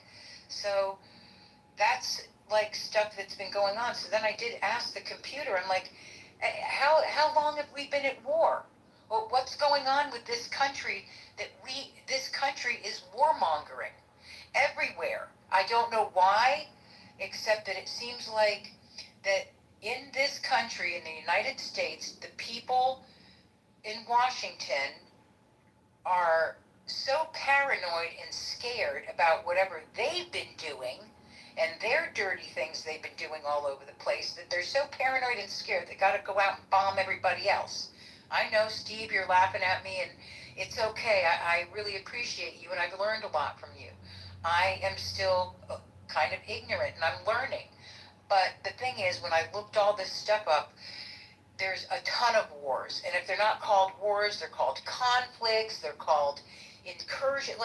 I'm like, who came up with this? So that now, as long as you don't use the word war, you can call it these other names, and I just can't even read them all to you guys. It's like, there's a ton of them, and I just wish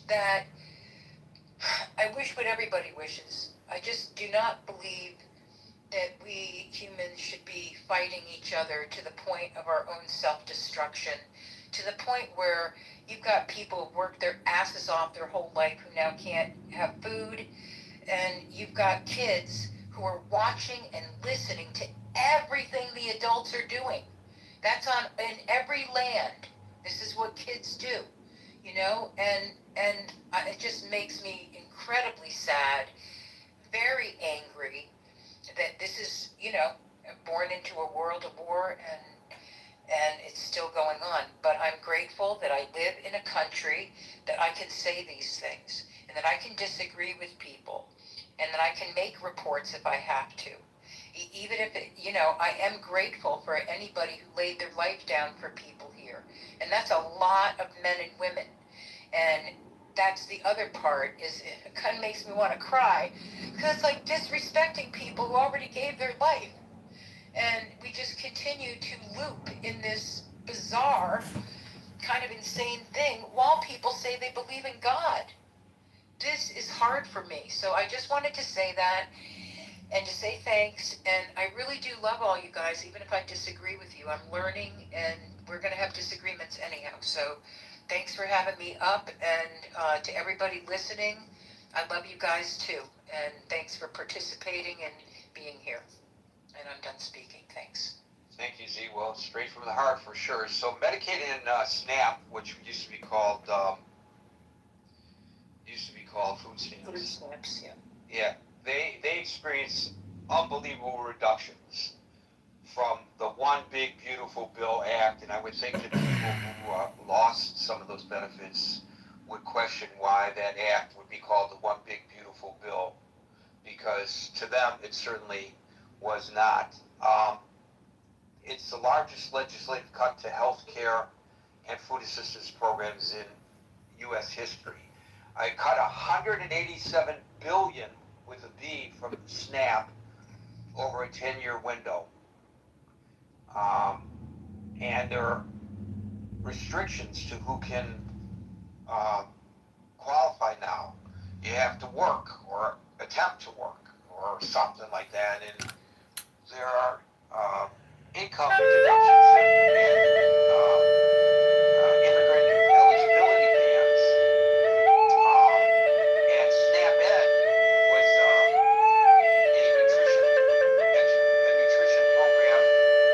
a program to provide nutrition education to low-income communities.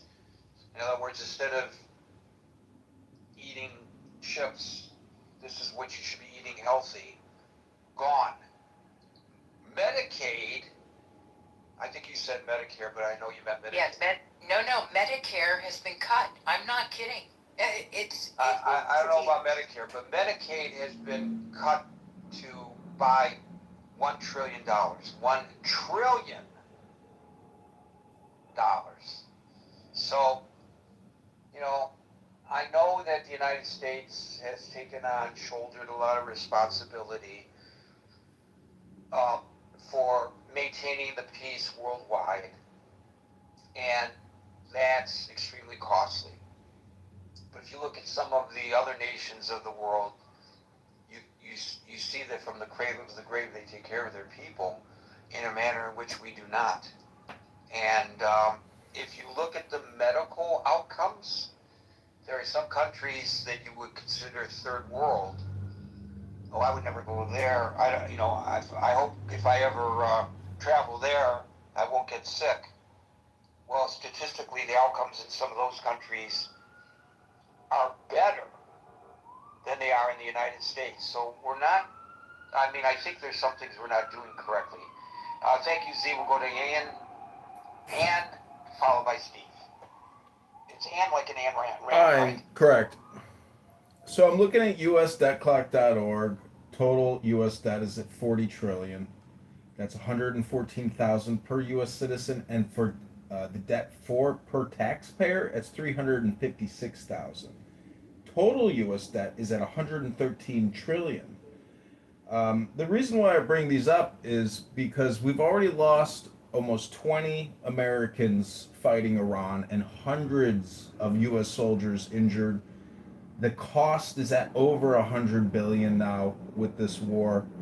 I know a lot of titles are clickbait titles, but truly America has papered over our conflicts for well over 100 years, and we don't even win the wars. And if you look at what's happening in Russia with Ukraine, the Ukrainians just launched a massive blitz with hundreds of attack drones, and the cost of those attack drones are insignificant compared to the amount of money that we're pouring into our ineffective weapon systems. We have nuclear weapons. If we want to win this war and half of their country is in military garb, we could detonate nuclear weapons on the largest cities in Iran and devastate them and win the war overnight. But we wouldn't have to spend another 100 billion or lose hundreds of more of US soldiers. We could win the war with our technology, with atomics, with nuclear weapons. But do we have the willpower to kill millions of innocent Iranians? Do we have the will to win? We do not. But we have the will to fund a global military industrial complex, because it's not just American corporations, it's European corporations sucking at our congressional deficits. It's not just Americans profiting from this war, it is Europeans, Italians, Germans, French, British, all profiting off of our deficit spending. And so all I want to say is that thank God we have Donald Trump, because this is a pressure cooker. And we've ripped the bandage off, and every night we are devastating Iran with new, fresh attacks. And we will have the weapons and the will, as long as we have our glorious orange MAGA president, to exact the will of this war, which has been cooking for 40 plus years. And finally, we've taken out the most radical, evil Islamic terrorists on planet Earth. These aren't Japanese practicing Zen, flying kamikazes. These are apocalyptic Islamic terrorist pirates. And I am so glad that Donald Trump is our president instead of alcoholic Kamala Harris. Thank God we have a warrior president willing. There's evidence to support that she's an alcoholic. So She is an alcoholic. Didn't you see her 4th of July party photos and videos? She was swearing. She drinks gin and vodka all day long. But that's not important. What's important is that we're going to win this war, no matter how long it takes, or how many Iranians we have to kill, or how many hundreds of billions we have to spend. We're going to win this war because Donald Trump is a winner and America is a winning nation. Finally. Thank you all for listening. I am complete. Well, first of all, public figures, when personal aspersions, such as you just did. So please restrain yourself in the future. And secondly, the discussion today is how they don't have the money to prosecute this war. So it sounds to me that what you're just articulating is no more than wishful thinking. How, if they don't have the munitions, if they're expending more munitions than they are developing, how is this great savior of humanity from this Islamic fundamentalist regime going to affect what you just said?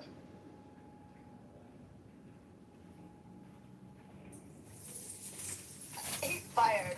I mean, I don't know if you guys just saw the whole. I don't think it's your turn. I don't think it's I know your it's turn. not, but did you guys see the interview with Pete But I Hegseth? think you have to wait your turn. But did you guys watch the interview with Pete Hegseth?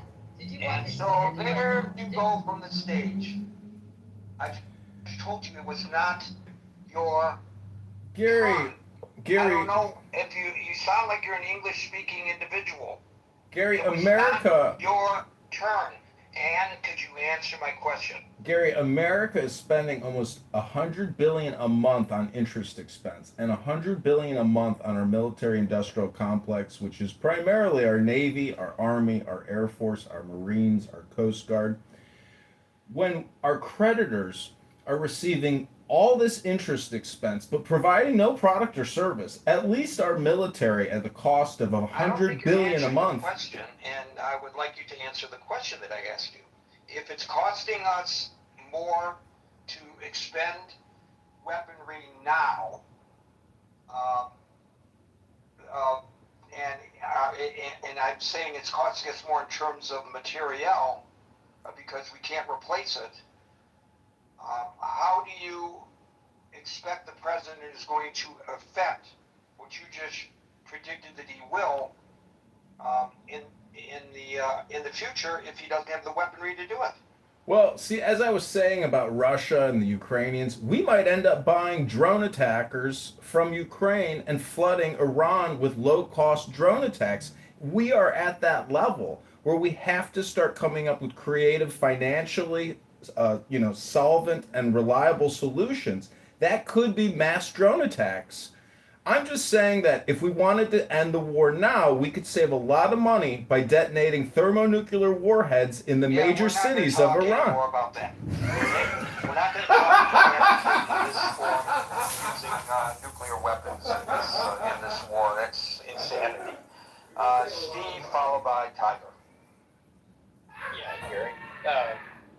Here's a question I'd like everyone to think about. Let's say that we pull out of it. And let's say we just leave Iran to their own devices. And let's go further and say Iran, since there's no pressure on them, reconstitutes their nuclear program, develops better ballistic missiles, and decides to detonate a few of those across the Middle East. Now we know just from the limited amount of traffic that's been stalled through the Strait of Hormuz, the economic impact. Now given that, and given the potential for nuclear strikes on more than one country in the Middle East, what do you suppose the economic impact on the world economy would be? Well, that's an excellent argument, but that's not the discussion at hand. The discussion at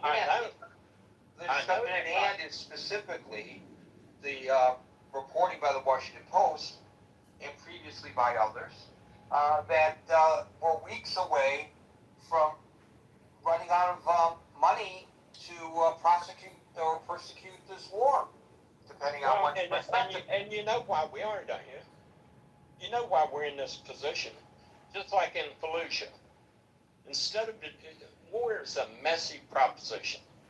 And we had problems in Fallujah in Iraq. What we do? We done the stupidest thing possible, tactically from a military point of view.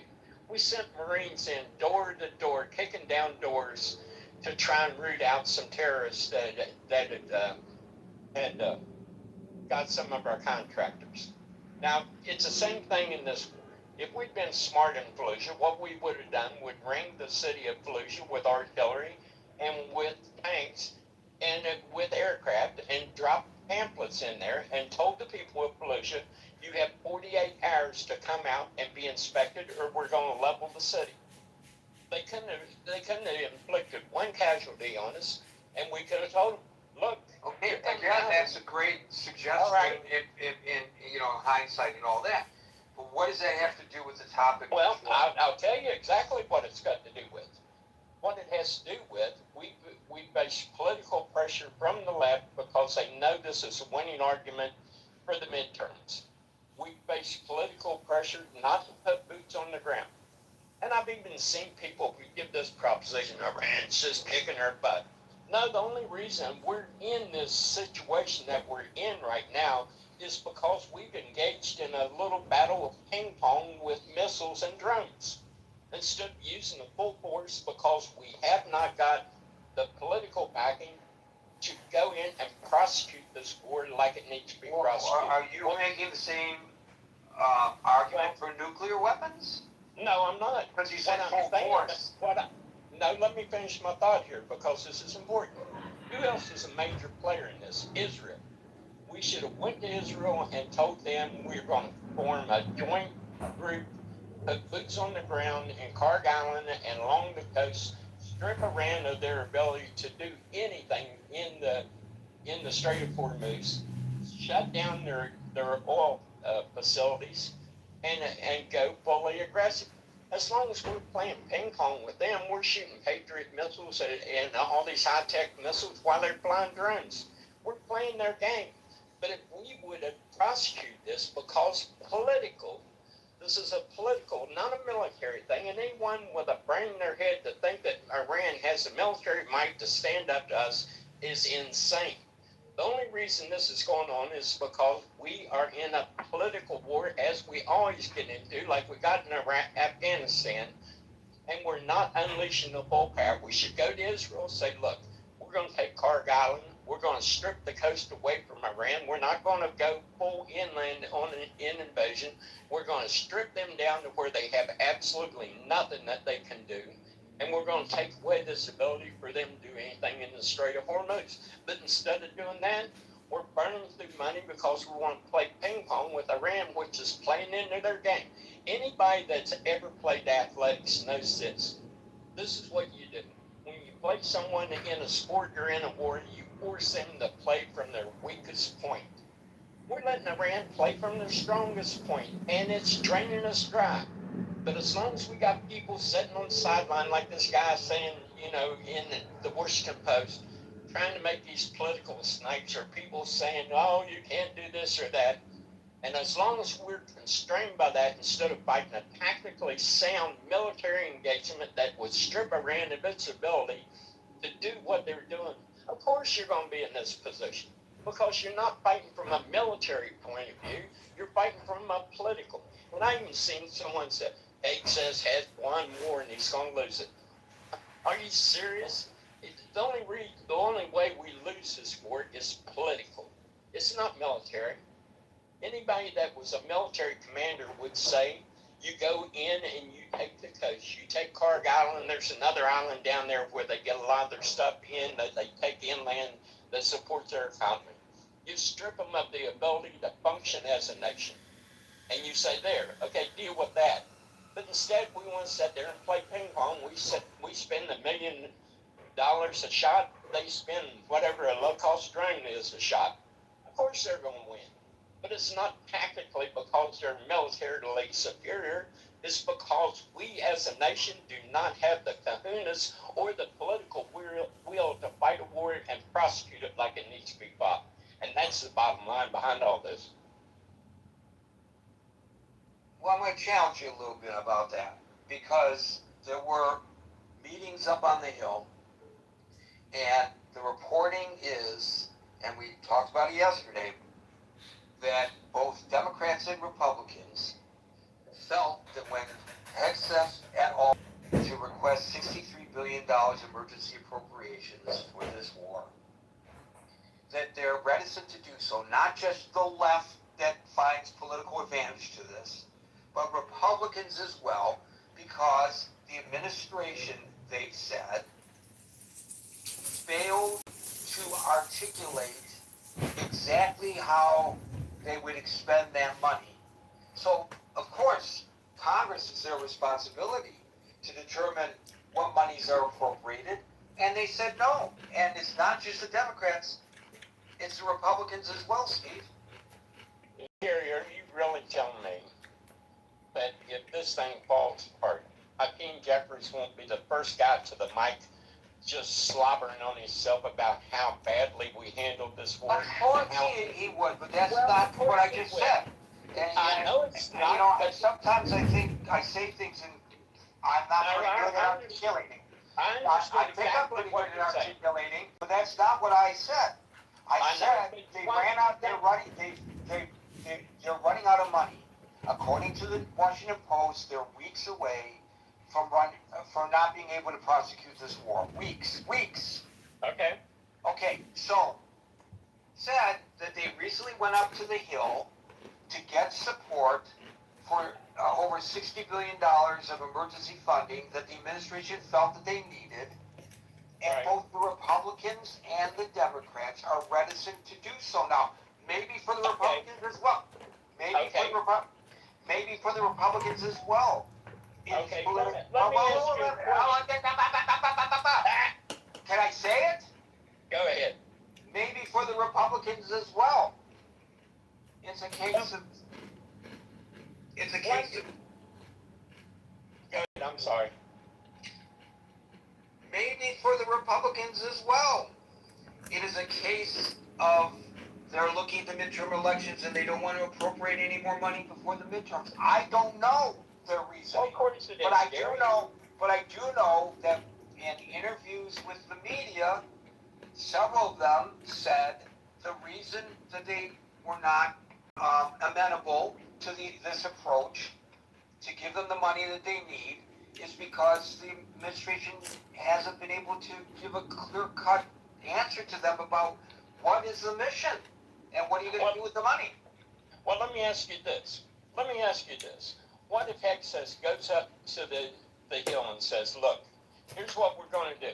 We're going to go to the Israelis. We're going to form a joint force, infantry. We're going to take over Karg Island. We're going to take over that other island, I forget the name of it, that has the supplies that comes into Iran from the outside that they funnel through. It's called station. Yeah. Okay, we're going to do that, and we're going to further take strategic spots along the coast so that we impede their ability, and this is going to be probably 100,000, 200,000 men. But we're going to go in, we're going to put our boot on their neck, and we're going to make them say uncle, and we're going to take control of that strait. That's our plan, Congress. Are you down with that? And I guarantee you, there's not one Democrat, and probably very few Republicans, sitting on the Hill that has the political will to match the military competence that needs to be engaged in order to do this.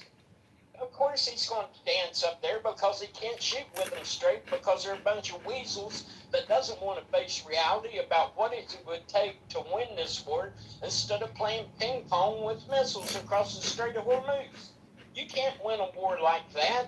You're playing into their strength. You got to go in, put your boot on their neck, and if he'd go in there and tell them that that's what needs to be done to fully prosecute this war, Republicans and Democrats alike would turn like a bunch of weasels and run for the door. That's Well, there may be a bunch of weasels, but they're the people that you and I elected to Congress, and it's their responsibility to control the purse strings. So you've got to get. So you've got, if you want to. Gary, it's their responsibility to be asked. Okay, let's say we do nothing and we allow Iran to reconstitute their nuclear weapons, and that area of the world that is so important to world economy, they set off a couple of nuclear weapons in the Middle East and it turns into chaos, and then the world economy collapses. Are you ready for that? And they would not have a thing to say. They weasel their way out. That's the reality of what we're dealing with.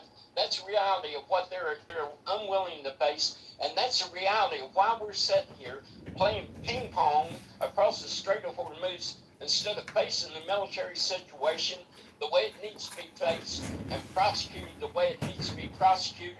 And until we do that, just like in Vietnam, we'll have someone like Jane Fonda in North Vietnam when our bombing campaign was actually taking an effect on him, standing there crying about how bad the United States is. Let me tell you, war is bad. You got to tactically think it through, and you got to prosecute it tactically in a way that's advantageous to us. And if you sit there and play another guy's game, of course you're going to lose. That doesn't mean you're weak militarily. What it means is you're weak politically and you're weak as a nation to face what needs to be done. I guess not. And that's why we are in all these situations we get into. So let's just go. So how? Why do you reckon that? Why do you reckon that the president didn't take Steve's advice? I'm not saying it sarcastically, because presumably the military experts at the Pentagon would have said, "This is what we have to do, Mr. President." Why do you reckon he didn't do that in the beginning? Well, because, Gary, he knows that he's facing the midterm. He knows he's got the political left nipping at his heels. He knows people like in our own chat that every time something goes halfway wrong, will sit there and blow it out of proportion to something that tactically is not what it is. He knows he's got a group of Republicans that don't have the spine to see this thing through like it needs to be done. War is an ugly thing. You got to prosecute it like you're mean to win it. You can't play around with it. You can't play ping pong and think you're going to win these kind of things. And so you suggesting that the president went in with a losing strategy nonetheless? Well, he went in and he thought he could play that game of ping pong. He thought he could decapitate the leadership and he could get out and wouldn't have to face the song and dance. But guess what? The Iranians were resilient. And now the reality of militarily what should have been done in the beginning is staring him in the face, and he has to go in front of a Congress that doesn't have the will or the political kahunas to say, hey, look, this problem needs to be solved. If it's not, in 20 years, the whole Middle East economy could collapse and could take the world economy with it too. And we run and hide from it, and we wonder why we elect these people. That's it. That's all I can say about it, because it's got me fired up. So you're suggesting that we are in this mess or quagmire, whatever terminology you want to use, because the President of the United States, the Commander-in-Chief, miscalculated.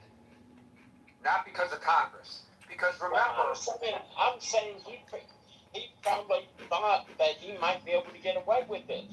But he probably was told by his generals, look, if plan A don't work, you might have to go to plan B. And plan B is not the plan that is palatable to the congressman, and it's not even palatable to the citizens of this country, that if you believe this is a justifiable war, that you can't even absorb $4 a gallon of gas. I don't like to pay it, but if I thought that paying $4 a gallon for gas right now would save the Middle East from going into a death spiral and take the world economy with it, and my kids 20 years later wouldn't have to face it, yeah, I'd be willing to pay that $4 now to get them out of the mess that may occur in 20 years. This is insanity at its highest level. So, if I recall, correct me if I'm wrong, there was a great deal of frustration in Congress that the president started prosecuting this, claiming that he could do so without their approval for 60 days under the law, without seeking the advice and consent of Congress. So he unilaterally went in there and tried a strategy that failed. And now you want to blame Congress because that strategy failed? He's the one who expended, he's the one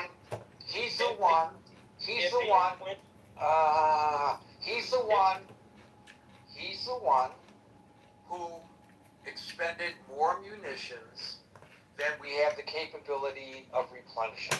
That was Donald Trump, the Commander-in-Chief. Well, why did he do it, Gary? I just explained to you why he done it. It's not hard to follow. It's not hard to follow. If you're expending munitions at the rate we are playing ping pong across the Strait of Hormuz, instead of tactically addressing this war, sure, you're going to run out of buzz. They're flying cheap drones. We're shooting million-dollar missiles. That doesn't take a mathematician to figure that out. And the reason we engage in this is because of poor tactical assessment of what was going on. And in the beginning, when he decided to do this, if he had went to Congress and told them what he was going to do, with Congress' full knowledge of the potential of what Iran could do to the Middle East and vis-a-vis the world economy, they would have said no. So that's where we're at. Well, that may be, but he didn't, in his mind, need to go to Congress, and he didn't go to Congress, and he followed the path that he followed, and he failed. So we are where we are. What tactically in the whole analysis that I've just laid out to you is incorrect? What is wrong with Israel joining with the United States to take Karg Island? Had there been casualties? Yes. Was there casualties in World War II? Was there casualties in the Civil War? Was there casualties in the Korean War? There's always going to be casualties. Right, but we're not discussing. You've got to ask yourself, is it justifiable? Right, but that's not what he decided to do. He took a different tactic that failed. So the reason we are where we are today, because he probably knew, as you know, that there are a bunch of weasels, to use your terminology, in Congress, and he could never get the money that he needed. So he had to be successful in the first 60 or 90 days, depending on how one interprets that authorization that the president could do so unilaterally, and he miscalculated. So he miscalculated what the Iranian people would do, but he calculated into this the political will of the Congress to address the situation in the Middle East. Now, hey, if we pull out there tomorrow, we're going to have everyone saying, well, Pete Hegseth doesn't know how to run a war and Donald Trump is incompetent, blah, blah, blah, which totally misses the point of how we prosecute this war and why. But we will also be left with this inevitable question that if we do, and no president has been able to address this problem with Iran and the instability it's going to inject into the Middle East and inevitably into the world economy, and we're sitting there with our hands over our eyes going, la, la, la, la, la, la, la, like this problem don't exist. Get a freaking grip, people, get a grip. But your argument keeps obfuscating the question, and I'm gonna move on to the next person. Because I'm not arguing what the proper tactics would be. If I'm your son and you give an allowance and I go spend that money on, waste that money, I could have invested it, I could have used it, to buy transportation, to have a job, whatever. But instead I wasted it on booze, or I wasted it on girls, or I wasted it on drugs, or whatever I wasted it on. And then I come back to you and I say, and I know when I come back that you're going to be my weasel dad, and you're not going to give me any more money. Is that your fault or my fault? I'm the one who miscalculated how to manage the money that I was given. You totally ignored the ping pong analogy I give you and why we're in this situation to begin with. We're burning but we're in this situation to begin with because we'll not address it properly. Right, but you will not acknowledge, and I don't know why not, the buck stops at 1600 Pennsylvania Avenue. This was a strategy of the President of the United States. Not a strategy of Congress. Congress wasn't even consulted. Well, Gary, the funding stops at Congress, don't it? The president can only engage in the funds that he gives you. How can you drive a Ferrari when you can't get the loan? You don't think you have the funds to do to take those two islands? Well, I don't know. I think it would have probably there have been so many variables in there that you could have very well had to went back and went to Congress for more funding. Those are variables that you got to know the answer to. And if you're dealing with a group of people that doesn't have the political will to solve a problem tactically in the way that it needs to be addressed militarily, then you're fighting with two hands tied behind your back. Do you think that if the president had sent troops on the ground, a joint operation with Israel, as you say, into those two islands, and then determined that they need more money to continue to prosecute that Congress would say, no, let those service members just hang out to dry out there? Or do you think that they would come up with the money? Well, Gary, I can only hear the chatter right now. It's ringing through my head. That's all I got to say. This is political will. This is tactics, tactical military tactics being addressed in the proper way, and the will to prosecute an enemy once you've seen that decapitation doesn't work in the way we have the military might, we have the ability to do it. We lack the political and civil will to prosecute a problem that eventually is going to blow up in everyone's face. And when it does, I may not be here, but when it does, I don't want to hear anyone cry about it because everyone knew it was here. And they turned their back and went, la, la, la, la, la. That's it. I don't know whether people are turned their back and quite a lot. Yeah, it cannot be named. What's that, Ellen? I said, cannot be next after you two finish. Yeah. Go ahead, Ellen. Are you guys done? Yeah, go ahead. I'm done now, and I'm sorry I took so long. No, Steve. You said most of the thing. It was in my heart for a long, long time. Both of you are right. Gary is right in one area, and you are right in another area. The only thing we're missing in here is they have elements inside our government. They have elements all over the place, and we don't have shit over there they can help us. And these people, you think Iran didn't know it's going to get to this place? These mullah they didn't know it's going to get to this point. They didn't know the Congress is going to fight the president. President is going to fight the Congress, and then the peoples. As soon as they get pinched in the pocket a little bit, they're going to go wacko, and they are over there. Not a single Iranian can get up and say why my rent from 5 million jumped to 5 billion. They don't have that ability, but we do have. We extreme. This is the part I don't understand. I'm probably never going to understand until I die. This war shouldn't be in this point. This war should be done. The first 12 days of attack cut these mullahs, these murder, hands down. And all of a sudden, President Trump says, ceasefire. So, Freudian slip because of this. that doesn't make sense to me. Passover.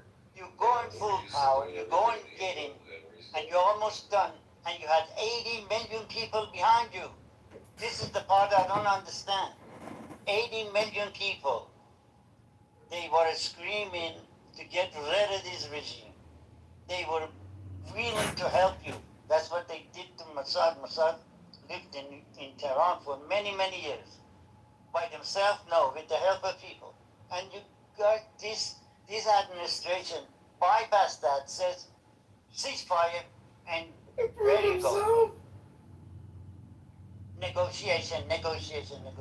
You think Iranian, they didn't know they miscalculate two things. It's not just the financial, it's not just the way it works. The biggest thing they did, they had man in here, they would report them 24/7, they knew exactly where it goes, and that's where we are here now. It wasn't hard to get those two islands. That's what I don't understand. We are broke. Well, they did it. Maybe there's a reason behind it. You, Steve, don't know. I don't know. Gary don't know. Scott doesn't know. But they know it has to be something. Somebody is making a benefit of that. Because of 47 years ago, they wanted to cut the Americans' hand out of that area. And they were successful by bringing Khomeini goes 3-4 months, sit on the apple trees in Paris, and then French, British, all the European, and you think now they're going to cut their own bread to help United States or Iranian. They have a free life. They don't give a damn about it. Thank you. There's another part of this equation as well, and that is that it's been credibly reported that the president was advised that this tactic that he has taken will result in Iran's responding by choking off the Strait of Hormuz. And that's why he's got this political strategy today, because of the cost of gasoline. And it's not just the cost of gasoline, it's the effects on other countries of the closing of the Strait of Hormuz. So he was told, he had the intel, he should have known that this was going to be the counterpunch. It's not just playing ping pong with Iran. The counterpunch was going to be closing the Strait of Hormuz, and they did. And now they got the Houthis claiming that they're going to close off another waterway to the Saudis. This is an expansion of this war, which is not a declared war, by the way. Thank you, Alan. We'll go to Tiger, followed by William. It's been a while, Gary. The short thesis that I have is that the United States military would never run out of cash. And I'm going to illustrate that with a little story. 2 years ago, General Dynamics acquired one of the subsidiaries that was designated by the Congress to make the I believe M395 or 795 5 millimeter shells for the artillery to be used, by the cannons, mostly in Ukraine. And they got some Congress funding close to $1 billion. And the problem is of those shells from about 10,000 rounds per month to 300,000 a month in 2 years. They took this money and they did a report. They say there are some existing outdated production lines of the old M107 shells that is also 155 millimeter, and they purchased 3 of those production lines and claim that they can revamp the production lines and ramp up the production to meet the Department of Defense or Department of War requirements. And 2 years after that, they report that the shells they have produced do not meet the quality standards that is required for the type of projectile. They have not produced one shell. They have produced some shells. No, they have not produced a single shell. They haven't produced a single shell as required under the contract. They have not produced a single shell as required under the contract. It's worse than what you were suggesting. Like you say, as required. So you know about the story, Gary. So maybe you can tell the story. Well, we did. We discussed it yesterday, so yeah, I'm aware. Okay. Well, the short message is that they are now asking $1 billion more of their, Congress funding.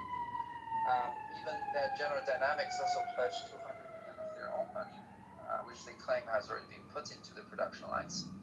And it looks like Congress is going to fund them again. And all that money being thrown into these production lines for military hardware, if you think about it, they do 2 things. The first thing is that they line up the pockets of certain but in a way, they're also the second thing, I think,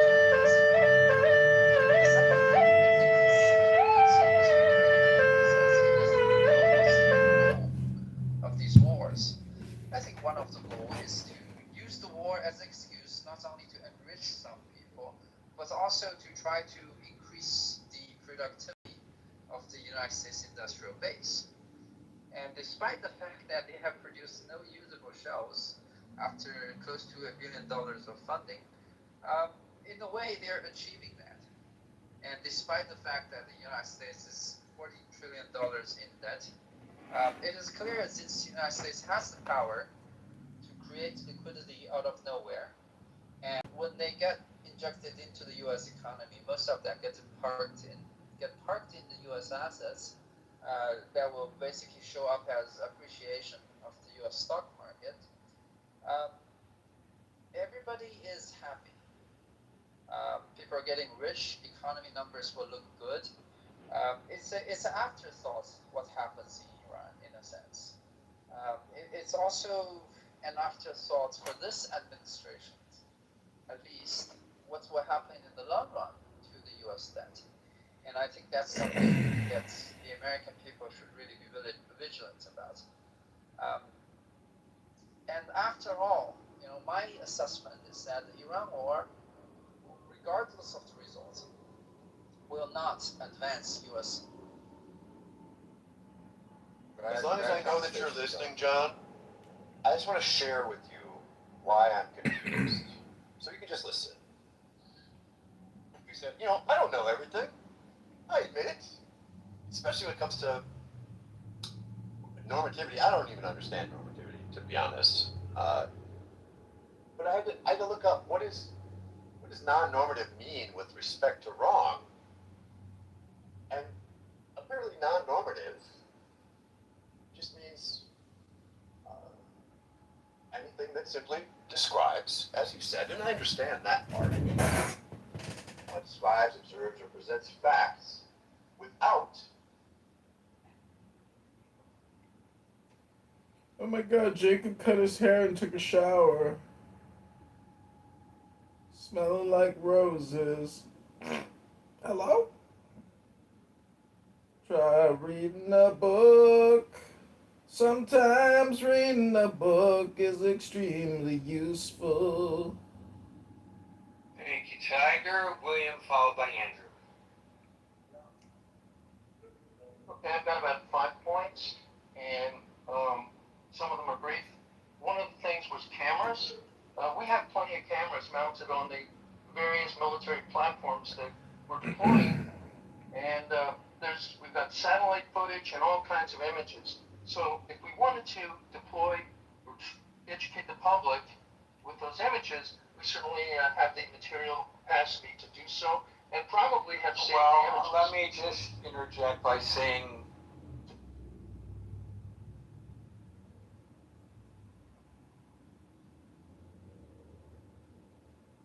Next, the following text is between the points of the pentagram, starting at upper right. The words below are arced in a circle.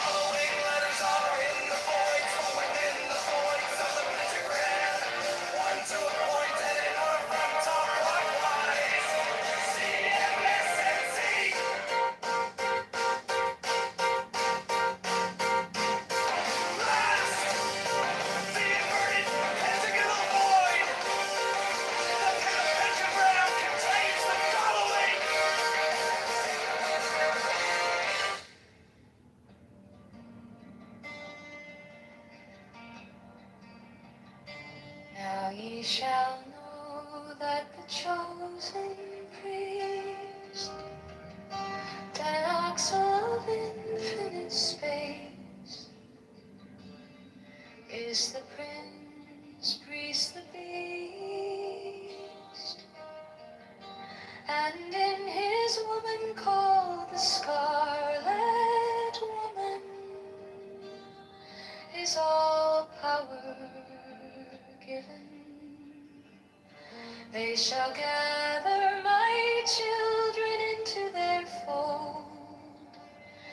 They shall bring the glory of the stars into the hearts of men.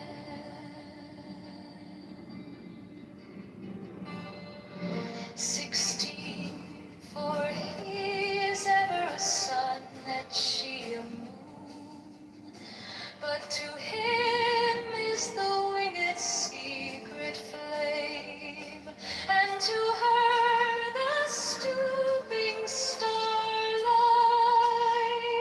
but ye are not so chosen. 18 burn upon their brows, O splendorous serpent. 19, O azure-lidded woman, bend upon them. 20, the key of the rituals is in the secret word which I have given.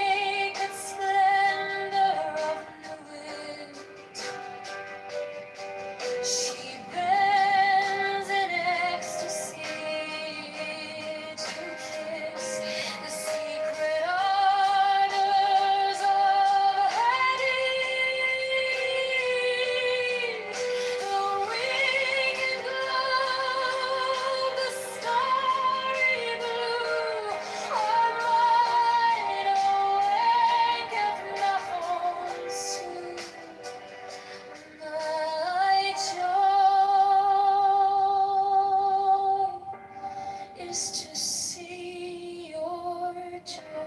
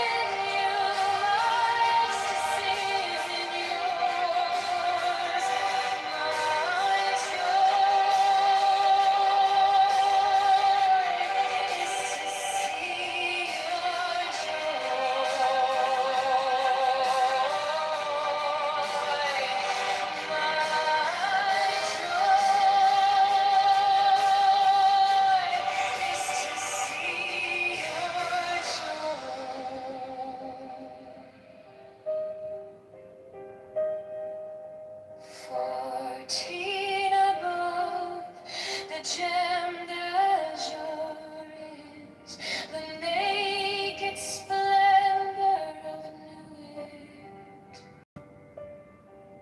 She bends in ecstasy to kiss the secret ardors of her needs. The winged globe, the starry blue, her mind awakeneth Nachon Su. My joy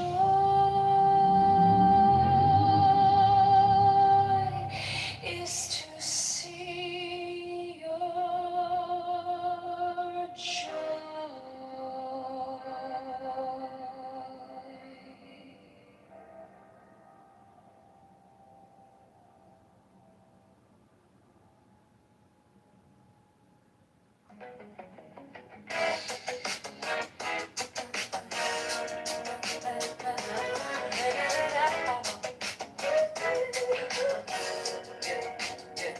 I was waiting for a sign to start, like a map drawn out in the dark. Now the city's calling out my name to choose a brand new path. Tired of watching from the side while the streets and dreams collide. So I take one step with my boat. Time to change this heavy load. Maybe we don't need to know it all. Maybe we just need to vote, so we keep moving anyway. Chicago, choose a brighter day. Go to Chicago, may a vote for calm. Let your voice lead the way. Every choice rewires me. Every vote unlocks a key. We want tax reform today. Vote John, get over, pave the way.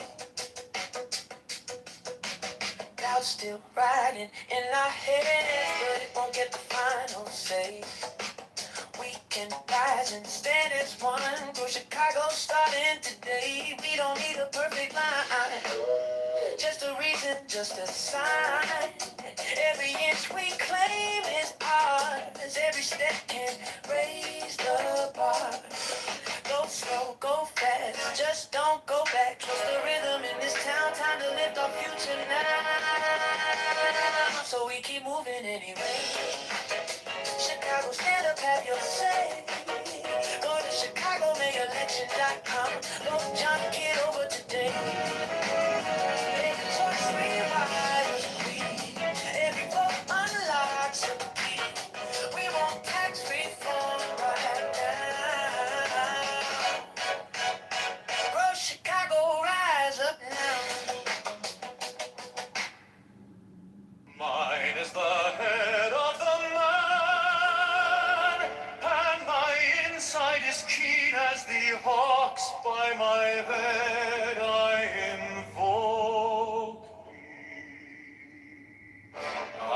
the only begotten child of my father and mother. My father is dead. My mother bore me with labor and pain and fear. By my body I invoke thee.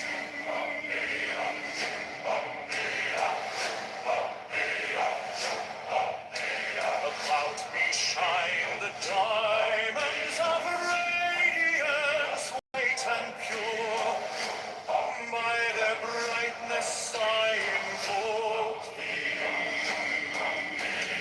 Mine is the red triangle, reverse the sign, given of none, save it thee, O Lord. By the Lamed I invoke thee.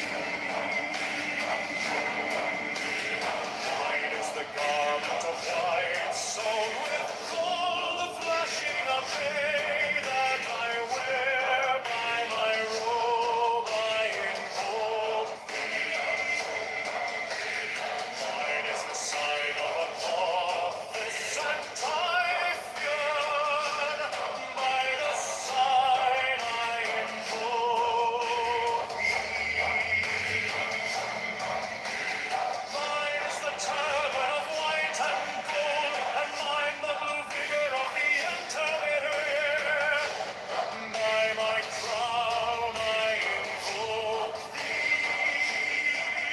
My fingers tremble on the beat of her, so run I after thee in thy car of glory. By my fingers I invoke thee. I bear the wand of double power in the voice of the Master. Abracadabra. By the word I invoke thee. I know the dawn through waves of music, the song that I made, oh, to invoke thee. Strike the master chord, draw the flaming sword, child and conquering Lord, Horus Avenger.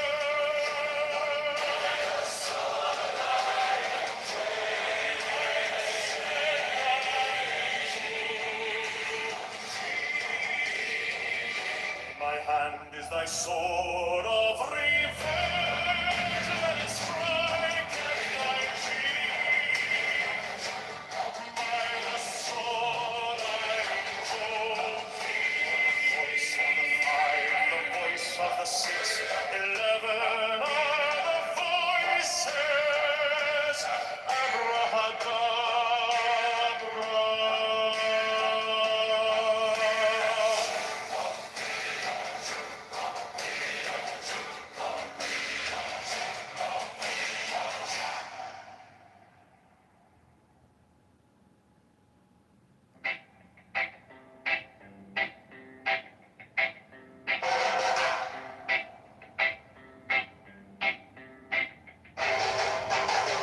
Mine is the head of the man, and my insight is keen as the hawk's. By my head I invoked it.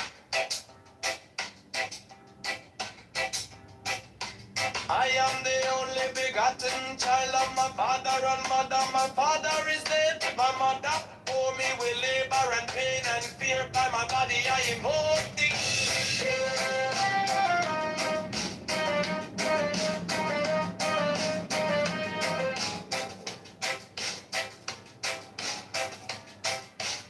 About me shine the diamonds of radiance, white and pure.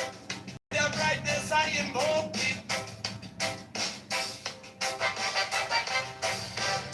Mine is the red triangle, reverse the sign given of none. Save it be of thee, O Lord. By the Lamb and I invoke thee.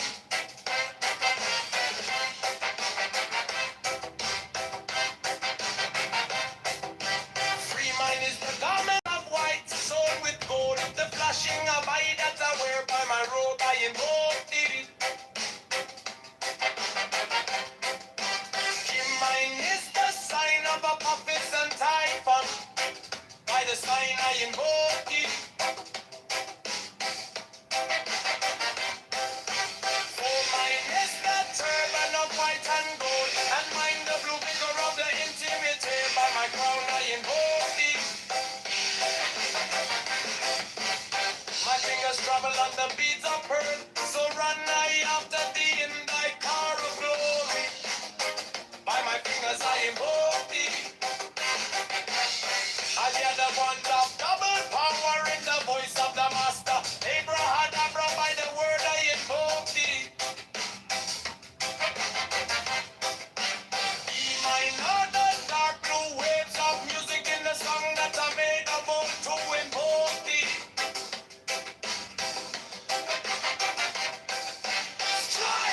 Strike the master chord.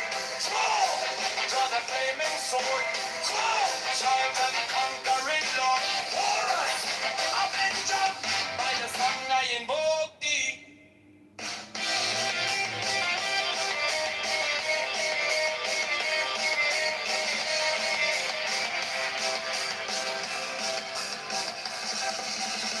In my hand is my sword of revenge. Let it strike at my bidding. By the sword I invoke thee. The voice of the fight, the voice of the 611 of the voices. Abraham.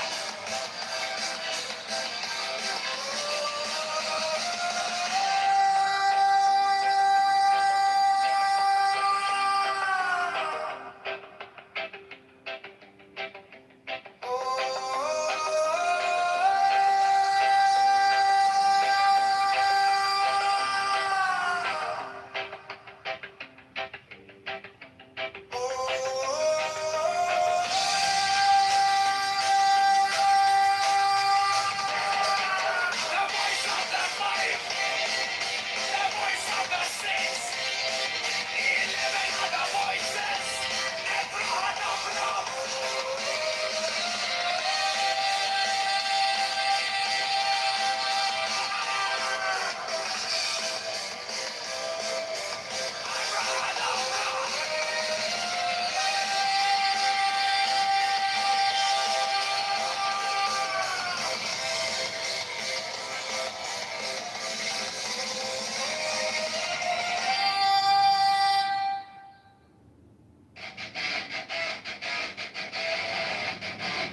Mine is the head of the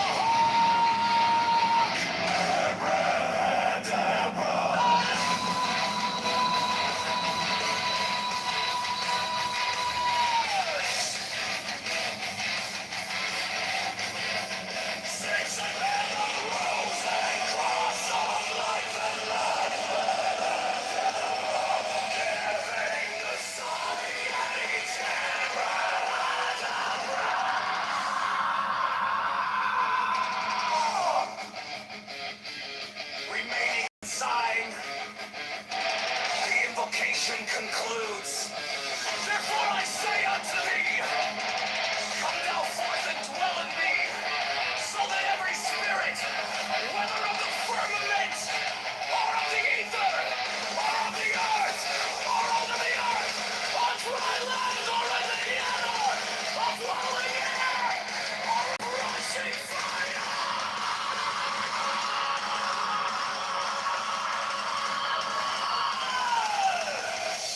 and every spell and scourge of God, the vast one might be